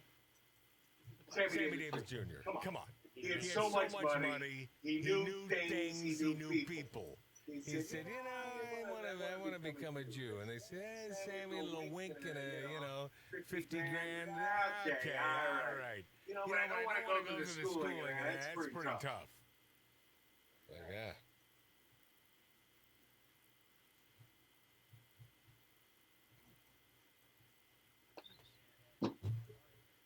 Well, God love Mary. Even though when she posted on my Facebook page, no one has any idea what they're seeing except a picture of Lori. Little descriptor. See, you always have to assume that your audience knows nothing about the show, about anything. That's why you reset, or why I reset the table over and over. That's why I reset Zach here. It's like, what does he do? Why is he here? Reset it. He got bamboozled. Because people use media like a toaster. It's like, in radio the same way. It's like, you got to, and the thing is, God, I might as well, I've thrown everybody else under the bus. The morning show on 870 AM, it's like, we do more in these 3 hours than they do the entire week. Because what they do is they repeat, they do a 3-hour show daily on 870 AM. They repeat their stuff so often because they know that, or they feel, or they're told their audience is churning constantly. So for the new audience in there, wouldn't it be better to just fill that 3 hours with all new cool shit? Wouldn't you have a more loyal audience instead of sloughing it off? Now, I'm not saying you don't hit the important topics, but the second time you do it, give it a different spin. That assumes that there is some talent there. There is. There's tons of capable. Tons of talent. Brian Whitman, talented motherfucker. Guy's a talent. And so is, what's her name, who I love? What's her name? Drinking vodka. Yeah. She came to visit us. Hmm? She's extremely talented. What's that? You have some favorite radio personalities besides Matt. I like Rush. Rush Limbaugh's good. I haven't listened to Rush in years. 640 FM here is good. They got some good guys. Oh, you're talking about the afternoon show. I like Bill Handel's good. Tim Conway. Bill's a big lefty. He's a He's a big big lefty. lefty. But he's But not he's not crazy. crazy though. No. No, he can't be crazy on that show because the show, show, being an AM radio station, he can't really go nuts. But he tried to proffer years ago, 20 years ago, that he was a big conservative. And he did that, and he went on this big campaign for 6 months. Why? Because he wanted to fill in for Rush Limbaugh. So he went on this whole thing where he's big conservative, and then he filled in, and he never filled in again. Because after that, he went back to his old ways. Rush figured out who he was. By the way, Bill Handel, great friggin' radio talent. They got a good show. Oh, it's always always telling what's going on out here on radio. Say what? They're the only ones kind of giving a real idea what's going on out here. You mean in SoCal? Yeah. Unlike KABC, who can't get arrested because they suck balls. They're not in touch with this town whatsoever. KFI is in touch with this town. John and Ken really tell you what's going on, you know, in terms of fiscal crap. Well, John, Cobelt, good guy, great guy. You know, Ken, but they still, he hasn't officially come out yet, which is interesting. Right. I don't know why in this day and age they'd have a problem with that. Unless Ken doesn't think it's important, which I appreciate and respect. It's like, it ain't important. But God darn it, man, they make it so important. LGBTDIEIO. It's just ridiculous. What sort of music do you listen to? I like the current stuff. I like the old stuff. Politics. I get to see a lot of current music at work. A lot of stuff that's popular. I like the country music. Put a lot of work in that. Yeah. You heard what I said about country music. It's like, I never grew up with that stuff, but I got to tell you, some of these things just grab me. But not only that, many of these songs are simply pop. They're just top 40 songs. And they're really good. Well written and awesome tunes. Where do you live? Woodland Hills. Close enough. Yeah. Trying to think of where we're getting together. Yeah, the shop I run out of is pretty close to here, right down in Sun Valley. So I'm usually no shit. Have you seen my son, Brett? What does your son do? Well, I don't. Oh, maybe he's not work. He's helping Glenn out. Oh, yes, I have. So I mean, just doing nothing. Just kind of like. Yeah, I used to be that guy helping Glenn out. Yeah, I used to do a lot of that. I don't have time. I kind of a lot of stuff Glenn calls me for. I can too, but Glenn shared space with us for a long time. So yeah, no, he's going to school and stuff, but just a part time. He's a good guy to learn from. Oh yeah. So He taught me how to a lot of the stuff I learned on this switcher. He taught me how to do. So when you're over there, you're directing it too, right? Yeah, that's the tough part because I'm maintaining all the video feeds. I'm maintaining your program. Yeah. Go to me, and then I'm trying to keep track of actually who's talking, where it needs to go, and when you guys are gonna call a commercial, hit black, come back in. Man, you are a responsible son of a gun. Why do you think he's not a Democrat? Responsibility. And you want to kick ass, do you not? You want to kick ass. That's the way I've always been. It's just like, as long as you're not hurting another person, kick some effing ass. Big time. And you know him, sort of. Mutually. I love that. There's some meaning there. See, this is why I believe in God. Roman on the fence. Sort of on the fence about the God thing. You're a millennial, so I can't. Yeah, of course, it makes sense. But I'll tell you what, it's easier to believe in a higher being. All you got to do is think about infinity and how impossible that is, but yet it has to exist. But how impossible it is, it's stupid. It's ridiculous. Well, it can't go on forever. What is forever? But yet it has to. There's no alternative to that. So is believing in a higher being? That's not even ridiculous. A lot of people believe David Copperfield can really fly. He can't. He can't. That old dude's still looking good, man. Copperfield. I knew him years ago, back in the 80s. Four Walls, Las Vegas, makes a fortune. Guy was really smart. Attorney, father in New Jersey. Came from a very small town, but very nice town in Jersey. And just kicked ass. See, you know that magic thing? I think I can do that. I have slender fingers. That's pretty much what you need. You need slender fingers. That's why I never did card manipulations or any of that. I don't have slender fingers. That's why I swallowed razor blades. You ever been to the Magic Castle? I haven't. The cool place I worked was just working in a tech store the other day with Dolby, but All right. I'd love to. It'd be a nice place to go. When we solidify this relationship, we'll go to the castle. Go to the castle. I'm actually gonna go. Yeah, actually, you are?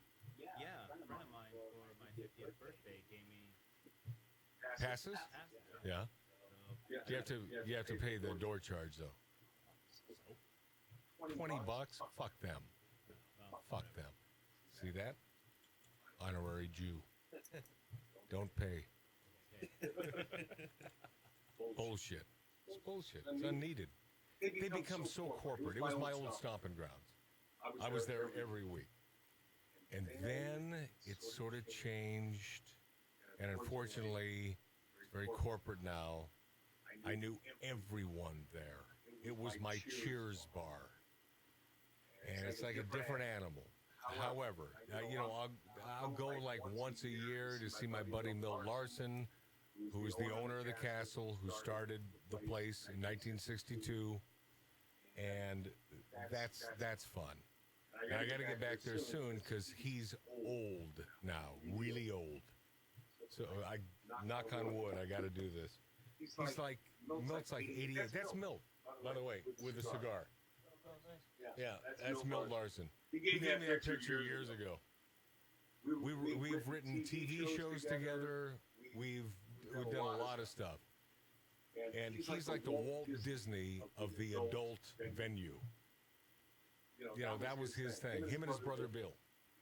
Just an excellent joint. But even though it's, corporate and all that, and I bitch about it, because I do bitch about it. Because now drinks are what millennials expect to pay at a highfalutin place, which is like $15 for a mother effing stupid, martini.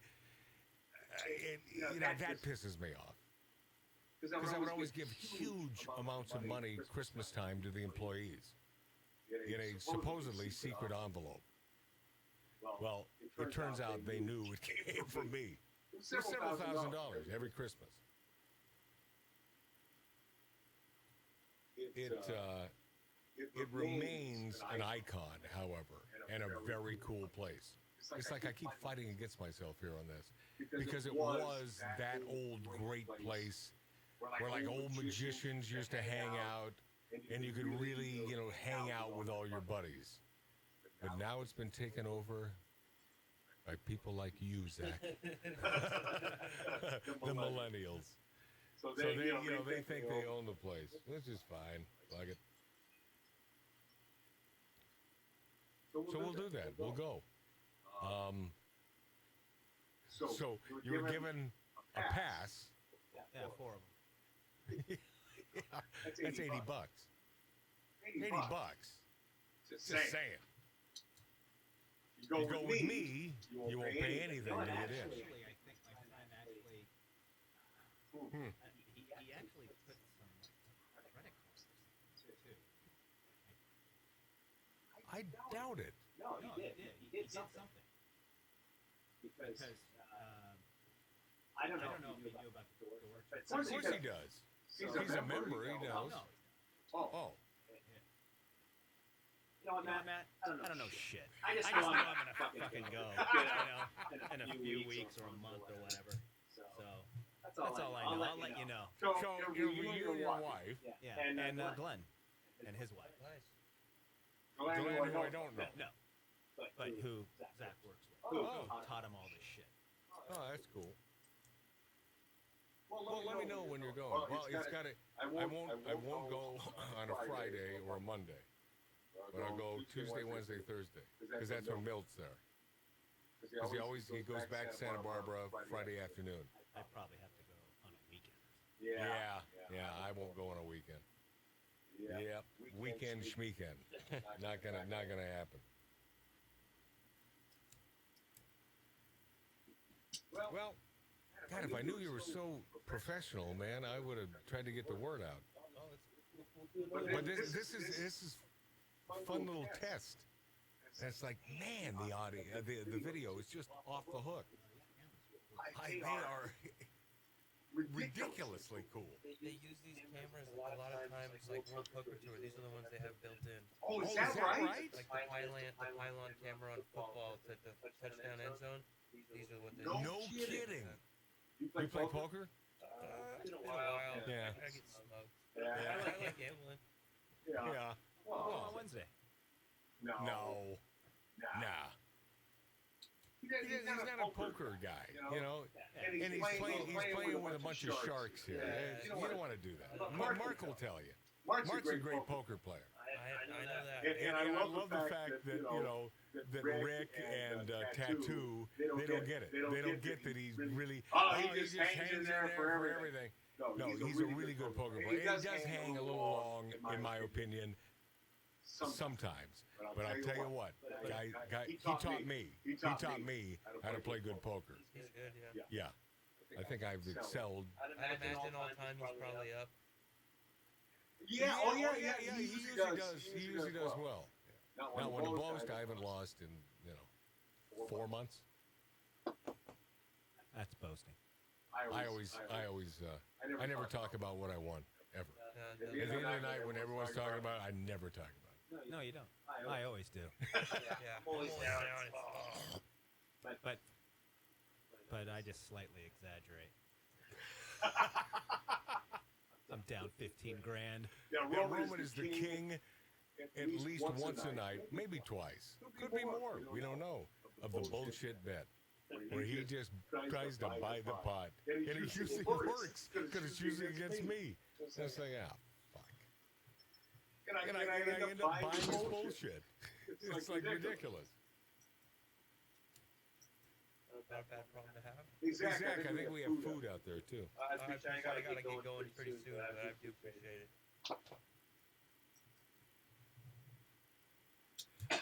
Well, we'll get together this week. Yeah, absolutely. Kevin Wunley. That's cool. I used to play softball with Dean. We were on the same softball team. One of the things I'll never forget, we were playing, and he was the shortstop and doing a double play, and a guy didn't slide, and he just threw the ball and just busted this dude's eye socket. It was pretty cool. Yeah, he felt really bad, but it was like, they all play tons of ball. yeah, they were good. Zach, I hope the answer is no to this, but is there anything we can do to help you? Oh, absolutely not. Okay. Like you said, I know exactly. You came here to do one thing. Yeah. In and out. You are a motherfucker. I appreciate that. I mean, son of a bitch. It's rare and refreshing to meet a 28-year-old that has his shit together. My daughter has her shit together. She's in New York City. New York City? Yeah. She's the only conservative in New York City. She's the one. Smart little shit. Got her shit together, man. Mary said there is a description out there. No, there was no description.